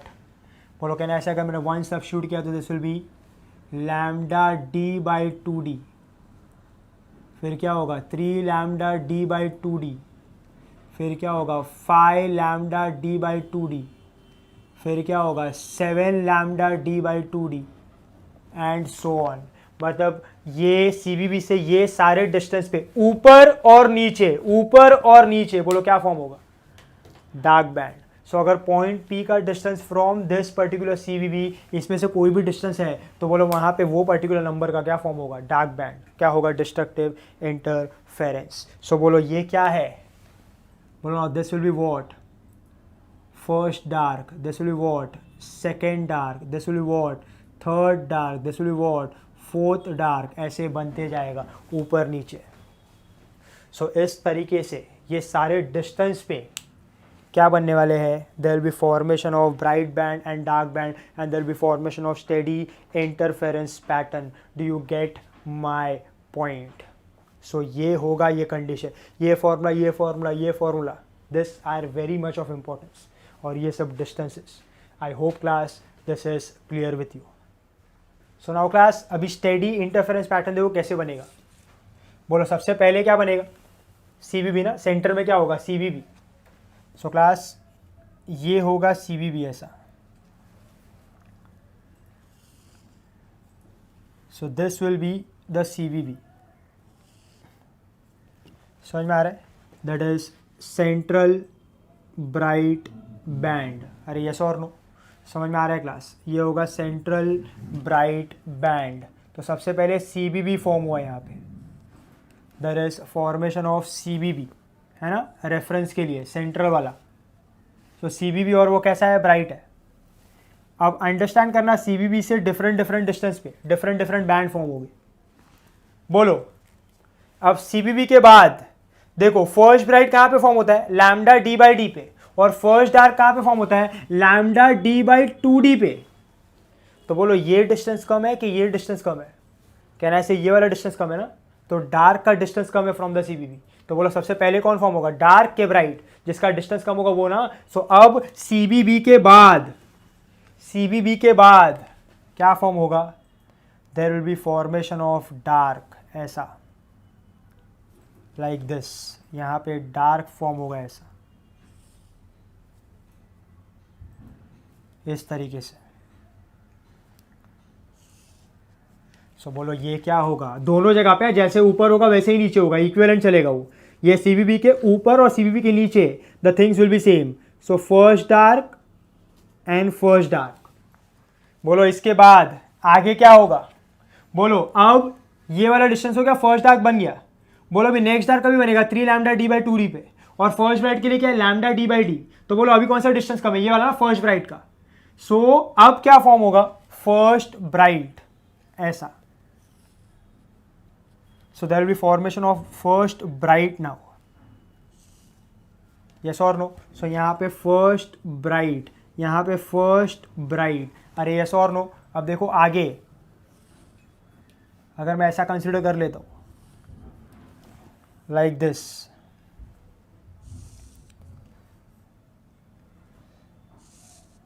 तो बोलो अभी आगे क्या होगा, फर्स्ट ब्राइट के बाद क्या होगा बोलो। आप किसका डिस्टेंस पहले आ रहा है, सेकेंड डार्क का ना, फिर सेकेंड ब्राइट का। So second dark then second bright then third dark. बोलो यहाँ पे क्या होगा, second dark then second bright then third dark. अरे यस और नो, इस तरीके से बोलो क्या फॉर्म होगा, स्टेडी इंटरफेरेंस पैटर्न। सो याद रखने का, सीबीबी के बाद पहले क्या आता है, dark. So first dark then first bright, second dark then second bright, first dark then first bright, second dark then second bright, and the total interference pattern will be formed on the screen. This way we get steady interference pattern by Young's double slit experiment, a very important and a spectacular experiment to show interference of light and formation of steady interference pattern. समझ में आ रहा है क्या class? इस तरीके से steady interference pattern form होता है, इस तरीके से सब चीज होगा। I hope. नेक्स्ट क्लास, अब एक last important term, something called as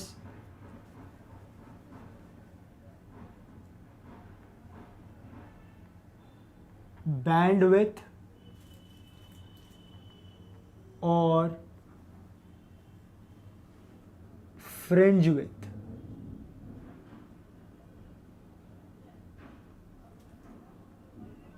class एक पॉइंट अंडरस्टैंड करना है यहाँ पे। बोलो ये स्क्रीन पे ये जो ब्राइट डार्क फॉर्म हो रहा है ना, ये बैंड्स फॉर्म हो रहा है, they are forming a band, ऐसा बैंड दिख रहा है लाइट का, और यही बैंड को हम और एक वर्ड से बुला सकते हैं, दैट इज फ्रिंज। अब सर ये बैंड कैसे फॉर्म हो रहा है, पॉइंट क्यों नहीं फॉर्म हो रहा है? बोलो सोर्स है ना, this are two sources like this. बोलो इस सोर्सेस से लाइट कैसे आएगा, ऐसे डाइवर्ज करेगा ना, ऐसे इट विल डाइवर्ज, जैसे प्रोजेक्टर करता है, प्रोजेक्टर से लाइट आ रहा है ना ऐसा। सो एक सोर्स से लाइट आया, दूसरे सोर्स से लाइट आया और स्क्रीन पे जाएगा। तो बोलो प्रोजेक्टर से जब लाइट जाता है तो क्या फॉर्म करता है, ऐसा बैंड ना, ऐसा एरिया। तो इससे भी जब लाइट जाएगा ऐसे, इससे भी जब लाइट जाएगा ऐसे, तो बोलो क्या फॉर्म करेगा, बैंड, नॉट अ पॉइंट। और वो बैंड को हम लोग क्या कह सकते हैं, fringe. So you can call it as dark fringe, bright fringe, first bright fringe, second dark fringe, second bright fringe, like this. समझ में आ रहा है क्या class? So there is formation of fringes, there is formation of bands, not points, because it is projected, because it is diverging, because the light is going like this, it is spreading out, and if it is spreading out, ऐसा कुछ form होगा। Do you get my point? So class अभी next is हम लोग एक term सीख रहे हैं, that is fringe width और band width, और इसका जो denotion होता है ना, denotion, it is capital X. So small x, capital X, small d, capital D are the four important things here. आप देखो फ्रिंज विड्थ और बैंड विड्थ हमको क्या बताएगा, ये जो यहाँ पे बैंड्स फॉर्म हो रहा है उसका विड्थ कितना है, व्हाट इज द विड्थ, कैसा है उसका विड्थ, उसके बारे में इंफॉर्मेशन कौन देगा, बैंड विड्थ और fringe width. So basically band width और फ्रिंज विड्थ क्या बताता है, it gives you, band width और फ्रिंज विड्थ क्या बताएगा आपको, it gives you information about the width of the bands which are formed. इसका डेफिनेशन देखो क्या होगा,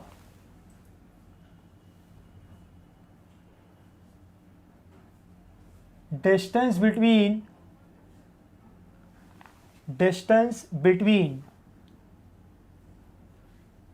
सेंटर ऑफ टू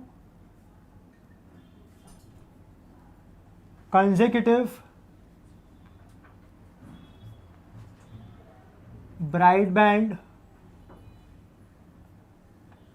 और dark band, distance between centre of two consecutive bright band और dark band is called band width. समझ में आ रहा है क्या क्लास? ये होगा band width, distance between centre of two consecutive bright band और dark band is called band width. Simple words में याद रखना है क्या बताता है, width of the bands formed. So class ऐसा distance between two any consecutive bands. So बोलो कैसे फाइंड आउट करेगी, अगर मुझे बैंड विड्थ फाइंड आउट करना है तो मैं कैसे फाइंड आउट करूंगा, इस तरीके से ना, लाइक दिस। बोलो ये सीबीबी है तो इसका सेंटर है, बोलो इसका कंसेक्यूटिव ब्राइट बैंड मतलब क्या, फर्स्ट ब्राइट ना, कंसेक्यूटिव ब्राइट बैंड मतलब क्या, फर्स्ट ब्राइट या तो ऊपर या तो नीचे, तो ये जो डिस्टेंस होगा, बोलो ये डिस्टेंस क्या होगा, x, यस और नो, ये होगा बैंडविड्थ। बोलो ये डार्क बैंड के लिए भी हो सकता है, बोलो ये क्या है, this is first dark and this is second dark, consecutive है ये, सो बोलो ये क्या होगा, x, this is what, this is bandwidth. So bandwidth के लिए हमको कंसेक्यूटिव ब्राइट बैंड और कंसेक्यूटिव डार्क बैंड लेना पड़ता है, तो हमको क्या मिलता है, बैंडविड्थ। मतलब if I say I want to find out bandwidth, so distance between 7th bright and 8th bright और distance between 7th bright and 6th bright, इन दोनों के सेंटर के बीच में जो डिस्टेंस होगा उसको मैं क्या कहूंगा, bandwidth. If I talk about dark band, distance between 9th dark and 10th dark, distance between 9th dark and 8th dark, या तो ऊपर वाला या तो नीचे वाला, इन दोनों के बीच में डिस्टेंस होगा उसको मैं क्या कहता हूं, बैंडविड्थ और फ्रिंज विड्थ। समझ में आ रहा है क्या class? So distance between two consecutive bands gives me what, bandwidth. Either it is what, either it is dark band और ब्राइट बैंड। बट क्लास अभी मैं कैसे कैलकुलेट करूंगा इसको, अंडरस्टैंड करना। बोलो if I want to find out bandwidth that is distance between 7th bright and 8th bright. So class अब मैं क्या करूंगा बताएं, अब मैं इसका डिस्टेंस कैलकुलेट करूंगा from the CBB। So I will calculate distance of 7th bright from the CBB, distance of 8th bright from the CBB, क्योंकि रेफरेंस CBB है ना, और बोलो इन दोनों का difference will give me what, bandwidth. Similarly, if I want to find out bandwidth between, that is bandwidth in terms of 9th dark and 10th dark, so I will find out distance of 10th dark from the CBB, I will find out distance of 9th dark from the CBB. बोलो distance of 10th dark minus distance of 9th dark will be give me what, bandwidth. समझ में आ रहा है? तो bandwidth कैसे find out करता है, कोई भी दो कंसेक्यूटिव बैंड के बीच में जो डिस्टेंस है वो इधर ब्राइट बैंड और डार्क बैंड, कैसे फाइंड आउट करने का, जो दो बैंड लिया उसका डिस्टेंस फाइंड आउट करने का from the CBB and the difference will give you what, bandwidth. अरे यस और नो, समझ में आ रहा है class what I am saying? Distance between 21st bright and 22nd bright, 21st bright and 20th bright gives me what, bandwidth. कैसे calculate करूंगा, distance of 21st bright from the CBB, distance of 20th bright from the CBB, बोलो इन दोनों का difference मुझे क्या देगा, bandwidth. Distance of 24th dark and distance of 25th dark, इन दोनों के बीच में जो डिस्टेंस होगा that is bandwidth. How will I calculate distance of 24th dark from the CBB, distance of 25th dark from the CBB, इन दोनों का difference मुझे क्या देगा, बैंडविड्थ। सो देखते हैं, बोलो अब फॉर ब्राइट बैंड,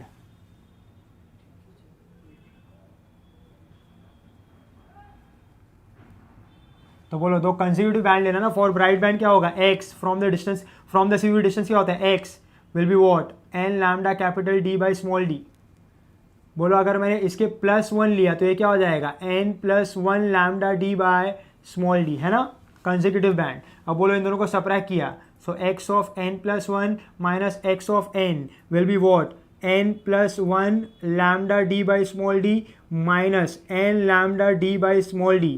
बोलो इसका जो आंसर आएगा ना, बोलो ये डिफरेंस ही क्या है, दिस इज बैंडविड्थ और fringe width, that is x which will be lambda capital D by small d। ये होगा इसका आंसर, कैलकुलेट कर सकते हो आप। सो this will be what, this is bandwidth और फ्रिंज विड्थ। बोलो it depends upon what, it depends upon first is wavelength,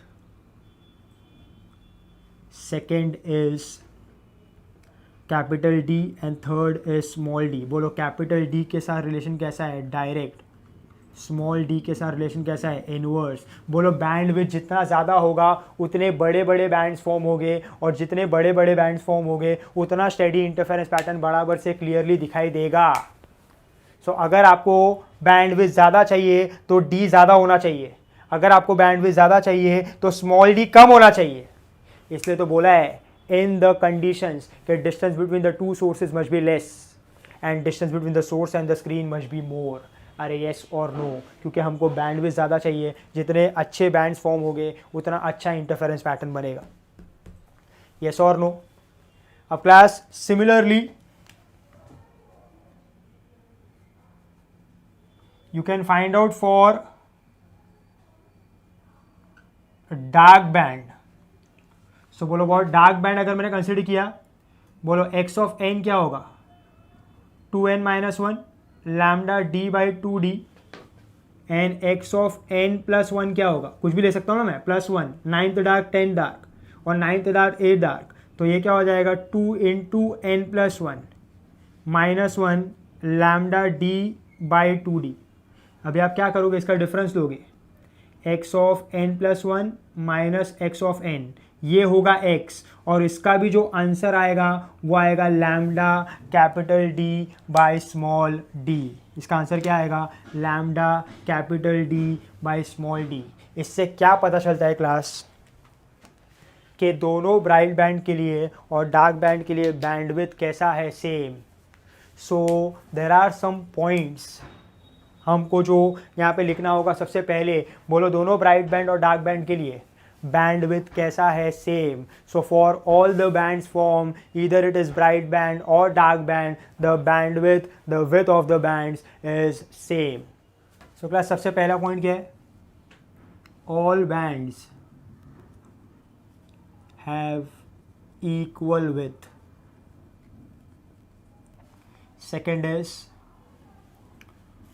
all bands, बोलो सबका डिस्टेंस दिखता है आपको, ये उसका भी, all bands are equally spaced, है ना. सब बैंड का जो स्पेसिंग है इन द बैंड सेम है, बराबर से पूरी तरह से, ऊपर भी और नीचे भी इक्वली स्पेस्ड है. And third is all bright bands have equal intensity. हर एक जो भी बैंड फॉर्म हुआ है, 100 ब्राइट बैंड हो या सीबीबी हो, सबका इंटेंसिटी कैसा है, सेम. सो क्लास ये आपको पॉइंट्स याद रखना है. So class this is all about Young's double slit experiment. So we are done with the conditions, we are done with what is Young's double slit experiment. I hope everything here is very much clear with you. So class, starting with the synopsis part.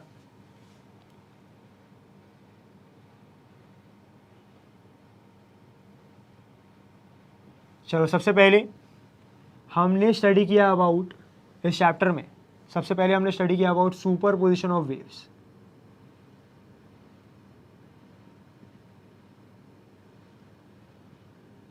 We talked about superposition of waves, और superposition of waves के लिए हमने study किया superposition principal.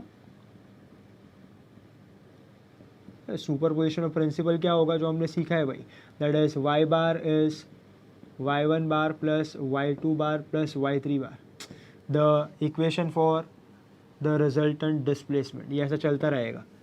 समझ में आ रहा है क्लास ये. फिर बोलो सुपर पोजिशन का जो इफेक्ट होता है उसको हम लोग क्या कहते हैं, interference. So we talked about interference, yes और नो. और ये इंटरफेरेंस के कितने टाइप्स हो गए, तो सबसे पहला होगा constructive interference. So first is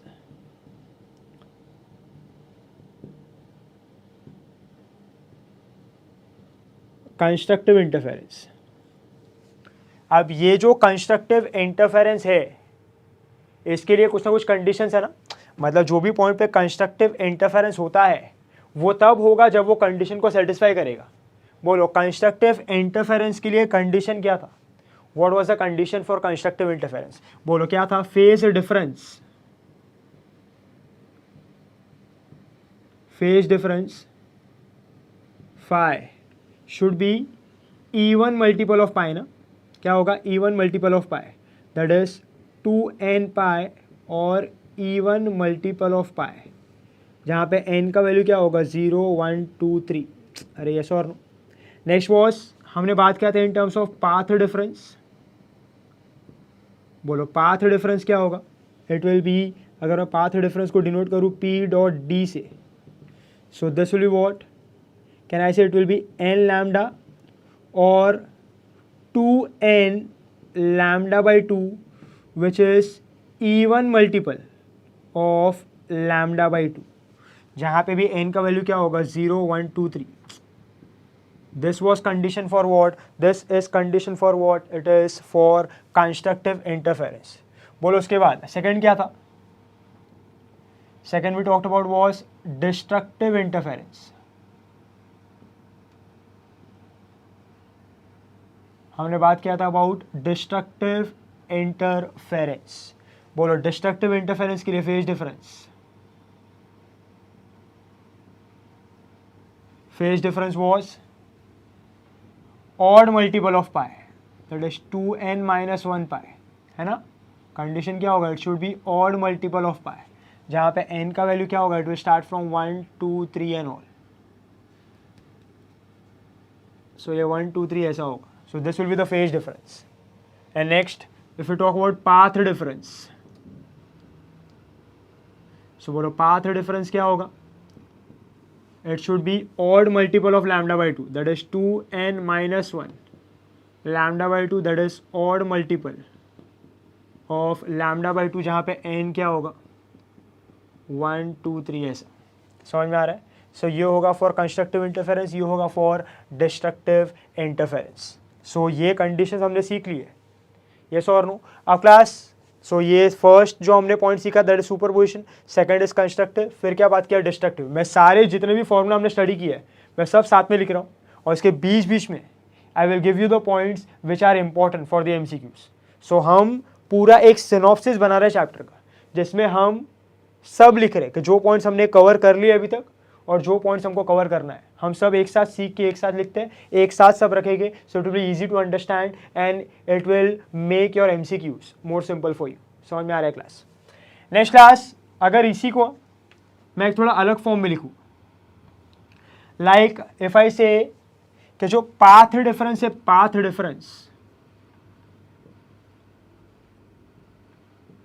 difference को मैं लिखता हूं इन terms of k times lambda by 2. मैंने क्या लिखा है? k टाइम्स लैम्डा बाई 2, जहां पे k जो है ना, k can be what? k can be written as, यहां पे अगर k जो है अगर वो even हुआ, even, so can I say even multiple of lambda by 2 ना. सो बोलो according to interference of light यहां पे क्या बनेगा?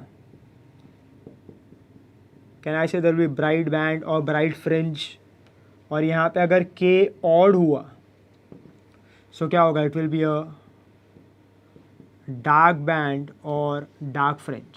सो k can be even, k can be odd. मतलब यही जो कंडीशन मैंने यहाँ पे लिखा है इसको मैंने इसके फॉर्म में लिख दिया. आप इसको ऐसे याद रख सकते हो कि path difference can be k lambda by 2, where k can be even for bright band, that is what constructive, and k can be odd for dark band, that is what destructive. बोलो k का value क्या हो सकता है? 2n ना, for being even, और k का value क्या हो सकता है? It can be 2n minus 1 for what? Odd. So ये हमको क्या देगा? ब्राइट. ये हमको क्या देगा? Dark. It is just a way of writing it. क्या आप सिर्फ याद रख सकते हो कि कंडीशन पाथ डिफरेंस क्या होता है? k lambda by 2.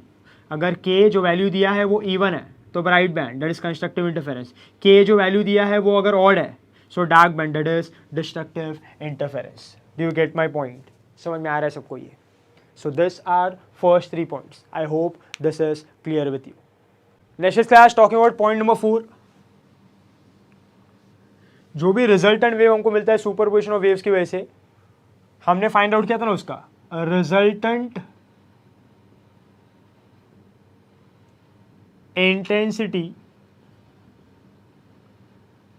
And resultant displacement, sorry, resultant intensity and resultant amplitude. कि जो रिजल्टेंट वेव आ रहा है उसका रिजल्टेंट इंटेंसिटी और रिजल्टेंट एम्पलीट्यूड क्या होगा. सो क्लास जब हम लोग बात करते हैं resultant intensity and resultant amplitude, so बोलो फॉर्मूला क्या था? For resultant amplitude A R square will be what? A1 square plus A2 square plus 2A1 A2 cos phi. बोलो रिजल्टेंट इंटेंसिटी क्या होगा, I R will be what, I1 plus I2 plus 2 root I1 I2 cos phi. Yes और no. बोलो यहाँ पे intensity is proportional to what, amplitude का square. Do you get my point class? Next class आगे बात करते हैं। अभी ये हमको क्या मिल गया, this is resultant amplitude and this is resultant intensity. Next class अब यहां पे बोलो for constructive interference, for constructive interference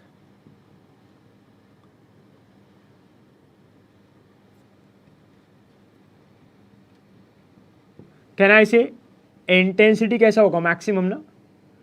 so I maximum का फॉर्मूला क्या होता है ना, कंस्ट्रक्टिव इंटरफेरेंस होता है तो वो पॉइंट पे हमेशा इंटेंसिटी कैसा होता है, मैक्सिमम। सो आई मैक्सिमम क्या होगा, can I say the formula will be root of I1 plus root of I2 the whole square which can also be written as A1 plus A2 the whole square. Yes और no, ये formula बनेगा किसका, resultant maximum intensity का for constructive interference. Yes और no, if I1 और I2 दोनों जो source है उन दोनों का इंटेंसिटी अगर सेम है, if the intensity is same, तो बोलो क्या होगा, can I say I max will be equal to 4I, है ना। आई मैक्स क्या हो जाएगा, इक्वल टू 4I। और बोलो अगर मैं बात करता हूँ अबाउट मैक्सिमम एम्पलीट्यूड, सो बोलो मैक्सिमम एम्पलीट्यूड का फॉर्मूला क्या हो जाएगा, can I say it will be A1 plus A2। ये हमने लिखा हुआ है पहले भी, वही सिर्फ लिख रहा हूँ मैं। सो A max is A1 plus A2, I max is what 4I। Clear है ये। सो अगर मैं यहाँ पे ऐसा बोलूँ कि दोनों का एम्पलीट्यूड सेम है, बोलो इंटेंसिटी सेम तो एम्पलीट्यूड सेम ना, तो A मैक्स कितना आएगा, A max will be 2A। This all is written. So this is for constructive interference. बोलो फॉर डिस्ट्रक्टिव इंटरफेरेंस क्या होगा, बोलो जब डिस्ट्रक्टिव इंटरफेरेंस होता है तो इंटेंसिटी जो है वो मिनिमम हो जाता है ना। तो मिनिमम इंटेंसिटी का फॉर्मूला क्या होगा, root of I1 minus root of I2 the whole square which will be equal to what, which will be equal to A1 minus A2 the whole square. Yes और no, ऐसा होगा। Next is if I1 is equal to I2 is equal to I, तो बोलो minimum intensity का value कितना आता है, 0। This we all know, this is for what, dark band. Yes और नो। बोलो ए मिनिमम क्या हो सकता है, A minimum will be A1 minus A2 ना, and if A1 is equal to A2 is equal to A, intensity same तो amplitude same, तो बोलो ए मिनिमम का वैल्यू भी कितना आएगा, A minus A, that is 0। ऐसा और नो। तो डिस्ट्रक्टिव इंटरफेरेंस में क्या होता है, कैंसिल आउट करता है ना, इसीलिए फॉर्मूला आता है। सो ये होगा formula for what, I minimum. Yes और no, do you get my point class? यहाँ पे और एक फॉर्मूला होता है जो एक्स्ट्रा ऐड करते हैं यहाँ पे, दैट इज एक सिर्फ लिखने का तरीका है उसको, that is if I take ratio of I maximum upon I minimum. अगर मैं आई मैक्सिमम और आई मिनिमम का रेशियो लेता हूँ तो बोलो क्या आएगा, can I say it will be A1 plus A2 the whole square upon A1 minus A2 the whole square. मान लो क्लास यहाँ से या यहाँ से, अगर मैं यहाँ से A2 को कॉमन लेता हूँ, सो बोलो ये क्या हो जाएगा, if I take A2 common this will be A2 का square into A1 upon A2 plus 1 the whole square upon A2 का square into A1 upon A2 minus 1 the whole square. ये कैंसिल आउट हो जाएगा, बोलो ये क्या हो जाएगा, this will be I maximum upon I minimum. बोलो ये जो A1 बाई A2 होता है ना, इसको हम कहते हैं small r, this is amplitude ratio. क्या करें हम लोग इसको, amplitude ratio, that is just to compare amplitude of 1 and 2, जो भी दो सोर्स से जो वेव्स आ रहे हैं उनका एम्पलीट्यूड हम कंपेयर कर रहे हैं। तो बोलो इसके टर्म से फॉर्मूला क्या हो जाएगा, can I say it will be r+1 the whole square upon r-1 the whole square. So this is just a way of writing it. So कभी कभी क्वेश्चन में हमको r वगैरह का वैल्यू दिया होता है और हमको बोला होता है कि फाइंड आउट करो ratio of I maximum upon I minimum. So this is the way we do it. So I hope class ये वाला पॉइंट जो है this is clear, this is point number 4। So this is clear with you. So याद रखना R1/R2 क्या होता है, this is sorry A1/A2 क्या होता है, this is R, that is amplitude ratio, and in terms of amplitude ratio I maximum upon I minimum का ratio हम लोग ऐसा लिख सकते हैं। So remember this is point number 4। समझ में आ रहा है। नेक्स्ट बात करते हैं अबाउट पॉइंट नंबर 5। ये एक इंपॉर्टेंट पॉइंट है, this is important for MCQ। ये एक न्यू पॉइंट है, खाली याद रखना, यहाँ पे ध्यान देना। चलो बोलो, हमने रिजल्टेंट इंटेंसिटी का फॉर्मूला क्या बोला है, IRS I1 plus I2 plus 2√I1I2 cos phi, है ना। So this is formula for resultant intensity. अब class here if I1 is equal to I2 is equal to I, मतलब दोनों जो सोर्स है उसका इंटेंसिटी सेम है। सो बोलो क्या हो जाएगा, IR क्या होगा, it will be 2I plus can I say this will be 2I, है ना, सब्स्टिट्यूट करके देख सकते हो आप, cos phi। सो बोलो 2I कॉमन हो जाएगा, सो ये क्या हो जाएगा 1 प्लस cos phi। बोलो 1 प्लस cos phi क्या होता है, it is 2I, can I से 1 प्लस cos phi, तो मैं क्या लिखूंगा, tell me, this will be 2 cos square 5/2 ना। सो ये क्या हो जाएगा, IR will be 4I cos square 5/2। बोलो 4I ये किसका वैल्यू होता है, आई मैक्सिमम का ना। So this IR can be written as what, it can be written as I max cos square 5/2। So class ये एक फॉर्मूला है, this is the way of writing it. समझ में आ रहा है क्लास। सो ये एक इस तरीके से हम लिख सकते हैं IR को, that is 4I cos square 5/2, IR is I maximum cos square 5/2। This is one more way of writing resultant intensity. Do you get my point. So I hope this point and this point, ये तो हमने पहले भी किया हुआ है, this point is clear with you. ये आप देखना, हम जब अभी MCQ करेंगे सो ये पॉइंट हम लोग यूज करते हैं। Is this clear, I hope this much is clear with you. Next class point number 6। अब क्लास ये फॉर्मूला हमने यूज किया, that is phase difference is what 2π/λ into path difference. या आपने क्लास वेव मोशन वगैरह भी यूज किया होगा, इसको आप वहां पे डिनोट करते थे x से। सो it is 2πx/λ phase difference ना, इसको आप डिनोट करते थे फाई से। सो आप फाई को क्या लिखते हो, तो डेल्टा भी बोल सकते हो उसको, that is 2πx/λ। Next is इसका और एक फॉर्मूला होता है, बोलो ये जो फेज डिफरेंस हमने लिखा है पहला वाला, बोलो ये क्या है, पाथ डिफरेंस, मतलब किसके टर्म्स में, डिस्टेंस के टर्म्स में, लेंथ के टर्म्स में। अब अगर मैं कंसीडर करूं phase difference in terms of time, तो देखो फॉर्मूला क्या हो जाता है, it is 2π/T, that is time period into time difference, that is small t। तो लिखा है ना आपने, फाइव को क्या लिखते थे, 2π/T, दिस इज 2πx/λ, है ना, y is equal to a sin 2π t/t minus x/λ। So phase difference in terms of time and phase difference in terms of length, that is distance. Do you get my point? So इस दो तरीके से हम लोग phase difference को find out कर सकते हैं in terms of path difference and the time difference. समझ में आ रहा है क्लास ये। Next is class point number 7। ये इंपॉर्टेंट है क्लास, अब अंडरस्टैंड करना है यहाँ पे, this is important MCQ point of view. इसके ऊपर MCQs है, हम लोग सॉल्व करेंगे, अभी के लिए पॉइंट समझ लो। We are talking about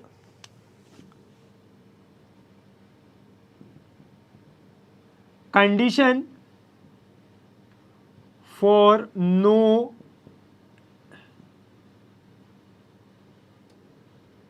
interference, we are talking about condition for no interference कि जब भी मल्टीपल सोर्सेज है, मल्टीपल सोर्सेज से मल्टीपल वेव्स आ रहा है और सुपर पोजिशन कर रहा है, सुपर पोजिशन होने के बाद भी देयर इज नो इंटरफेरेंस, और अगर इंटरफेरेंस नहीं होगा तो कंस्ट्रक्टिव नहीं हो रहा है, डिस्ट्रक्टिव नहीं हो रहा है, यस और नो, ब्राइट डार्क वैसा सा फॉर्म नहीं होगा। तो उसके लिए कंडीशन क्या है, what is condition for no interference when superposition of waves takes place.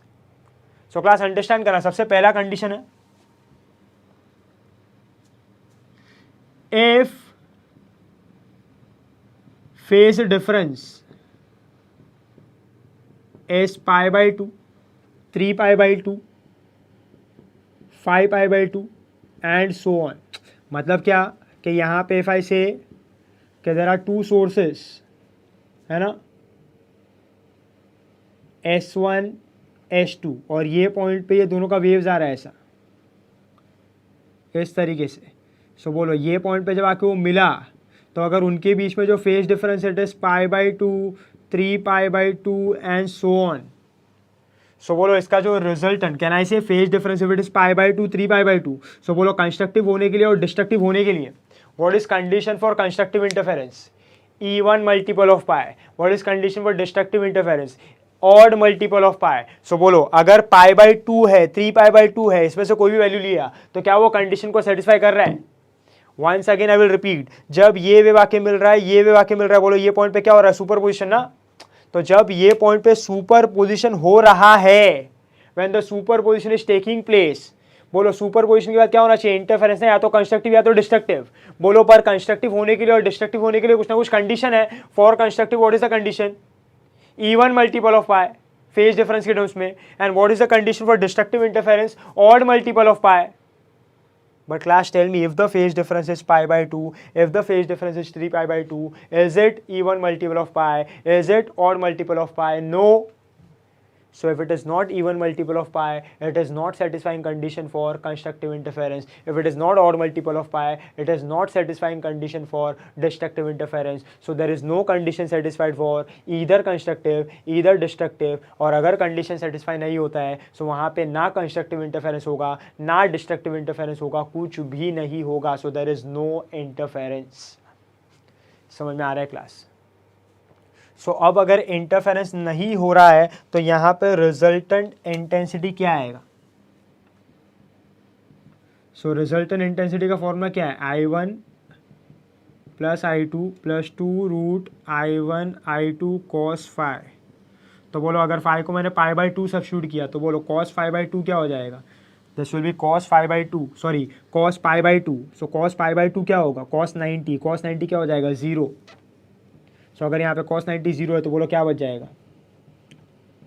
I1 plus I2. So if I1 is equal to I2 is equal to I, तो बोलो रिजल्टेंट इंटेंसिटी कितना आएगा? It will be 2I. मतलब क्या होगा? दोनों waves का intensity simply add होगा. समझो मेरी बात को, इंटरफेरेंस नहीं हुआ है. इंटरफेरेंस होता है तो कंस्ट्रक्टिव इंटरफेरेंस होता है तो 4I आना चाहिए. डिस्ट्रक्टिव इंटरफेरेंस होता है तो 0 आना चाहिए. बट यहाँ पे ना कंस्ट्रक्टिव हो रहा है ना डिस्ट्रक्टिव हो रहा है, देयर इज नो इंटरफेरेंस. तो इसलिए क्या कर रहा है? वेव सिर्फ आके एडअप हो रहा है. एडअप हो रहा है एज इन उनका इंटेंसिटी ऐड हो रहा है. और इंटेंसिटी कितना दे रहा है? 2I. मतलब ऐसा ही है ना क्लास कि यहाँ पे 2 सोर्स है. There are 2 sources, 1 source here 1 source here. So इससे एक वेव आया, इससे एक वेव आया. सो यहाँ पे जब वो दोनों वेव आके मिला और सुपरपोजिशन किया तो ना कंस्ट्रक्टिव हुआ ना डिस्ट्रक्टिव हुआ. बट बोलो आपको जो इंटेंसिटी दिखाई देगा वो क्या होगा? इसका इंटेंसिटी प्लस इसका इंटेंसिटी, दैट इज 2I ना, है ना. अगर मैं ऐसा बोलूँ आपको, ये बोर्ड के ऊपर ये लाइट आ रहा है, सो मान लो मैंने सिर्फ पहले एक ही सोर्स लगाया तो उसका लाइट आ रहा है. अब दूसरा सोर्स लगाया उसका भी लाइट आ रहा है. सो बोलो आपको ये बोर्ड पे लाइट ज़्यादा दिखता है, इंटेंसिटी ज़्यादा दिखता है कि उतना ही दिखता है जितना पहले सोर्स का था? ज़्यादा दिखता है ना. मतलब इंटेंसिटी क्या हुआ? बढ़ा ना. और वो इंटेंसिटी कैसे बढ़ा है? इंटरफेरेंस नहीं हुआ है, बट वो इंटेंसिटी बढ़ा कैसे है? सिंपली ऐड होके. तो जब ये याद रखो कि when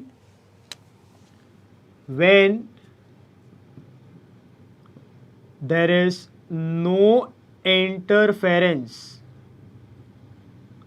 When there is no interference, intensity will simply add up.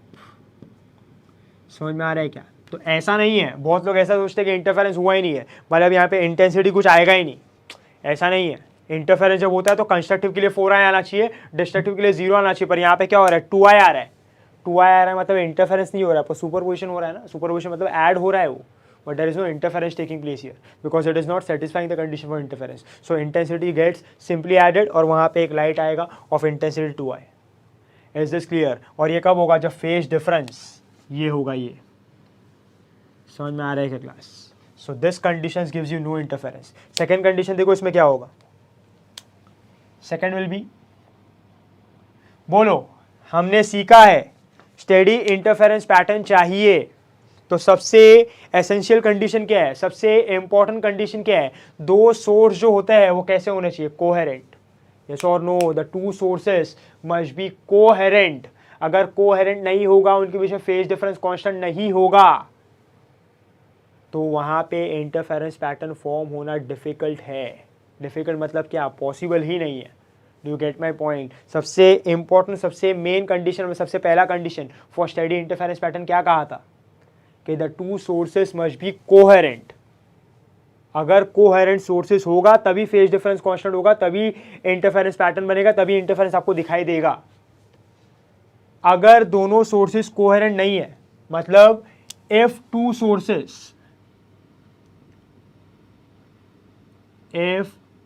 To sources are not coherent, that is incoherent. Incoherent का मतलब होता है नॉट कोहेरेंट. ऐसा, ये एक सोर्स है, ये एक सोर्स है, ऐसा. सो ये अब दोनों सोर्स जो है वो इनकोहेरेंट है. सो बोलो यहाँ पे ऐसा, ये वेव आ रहा है ऐसा, यहाँ पे मिल रहा है. तो यहाँ पे जब मिल रहा है तो बोलो इनके बीच में फेज डिफरेंस कांस्टेंट है कि random phase difference? There will be random phase difference ना. यस और no, there will be random phase difference. So ये कंडीशन को सेटिस्फाई नहीं करता है, हमको कोहेरेंट सोर्स ही चाहिए. फ्रीक्वेंसी अलग होने पे इंटरफेरेंस नहीं कर सकते. सुपर पोजिशन हम लोग कंसिडर नहीं करते. हमने क्या कहा है, सुपर पोजिशन के लिए हम क्या कंसिडर करते हैं, फ्रीक्वेंसी सेम. फ्रीक्वेंसी क्या होगा, सेम होगा. Do you get my point? Frequency must भी सेम, तभी सुपर पोजिशन होगा, तभी इंटरफेरेंस का इफेक्ट आएगा. कंस्ट्रक्टिव होगा तो डिस्ट्रक्टिव होगा, नहीं तो नहीं होगा. सो क्लास यहाँ पे क्या होगा अभी बोलो, रैंडम फेज डिफरेंस तो हम क्या कहेंगे, there is no interference. So यहाँ पे भी क्या होगा, resultant intensity will simply add up, है ना. सो मतलब आप अभी भी ऐसा सोचना मत, ये सोचो खाली, बोलो दो सोर्स है, दो इनकोहेरेंट है, ये एक इनकोहेरेंट सोर्स, ये एक इनकोहेरेंट सोर्स. हमने बोला है ना कि दो अलग अलग कोई भी सोर्स ले लो आप, any two different sources are always incoherent, they are not coherent. हम लोग एक ही सोर्स से, प्राइमरी सोर्स से दो जो सोर्स बनाते हैं सेकेंडरी, वो कोहेरेंट होता है ना. ये दुनिया में जितने भी दो अलग अलग सोर्स है वो कैसे है, इनकोहेरेंट है, नॉट कोहेरेंट है. सो बोलो अगर मैं दो सोर्स लूं यहाँ पे, एक सोर्स, बोलो दोनों कोहेरेंट है कि not coherent? They are incoherent. So इससे एक लाइट आएगा, इससे एक लाइट आएगा, इसका एक इंटेंसिटी I1, इसका एक इंटेंसिटी I2. सो बोलो रिजल्टेंट इंटेंसिटी आपको क्या दिखेगा, it will be I1 plus I2 ना. बोर्ड पे जो इंटेंसिटी आने वाला है वो दोनों का मिलके आएगा, और सिंपली कैसा होगा, I1 प्लस I2. आप सोच सकते हो ना, पहले मैंने एक लाइट स्टार्ट किया तो बोला आपको थोड़ा लाइट दिखा बोर्ड पे, फिर मैंने दूसरा लाइट स्टार्ट किया तो थोड़ा और ज़्यादा ब्राइट दिखेगा ना आपको. तो इंटरफेरेंस वगैरह नहीं हो रहा है, that is all fine. But क्या हो रहा है, इंटेंसिटी से वाके मिल जा रहा है और सिंपली एडअप हो रहा है. और कितना आंसर दे रहा है, I1 प्लस I2, है ना. तो जब इंटरफेरेंस होता है तो 4i या तो 0 आता है, या तो जो भी है उसका वैल्यूज उसके हिसाब से. बट जब नहीं होगा, इंटरफेरेंस नहीं होगा, तो इंटेंसिटी सिंपली एडअप होता है, ये आपको याद रखना है. और उसके लिए कंडीशन क्या है, सबसे पहला कंडीशन ये कि फेज डिफरेंस π/2 3π/2 हो सकता है. और दूसरा क्या, अगर कोहेरेंट नहीं हुआ, इनकोहेरेंट सोर्सेज है, तो इंटरफेरेंस नहीं होगा. Resultant intensity will be I1 plus I2. Do you get my point? क्या ये आपको समझ में आता है? सो this is point number 7. I hope this is clear. Next is class point number 8.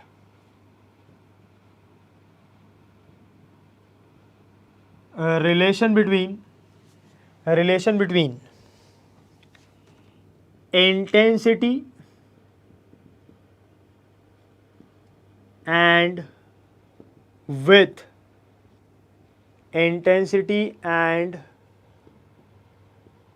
width of slit, intensity and width of slit. So I जो है I, याद रखना रिलेशन क्या होता है बता रहा हूँ मैं. Intensity is always directly proportional to width of slit.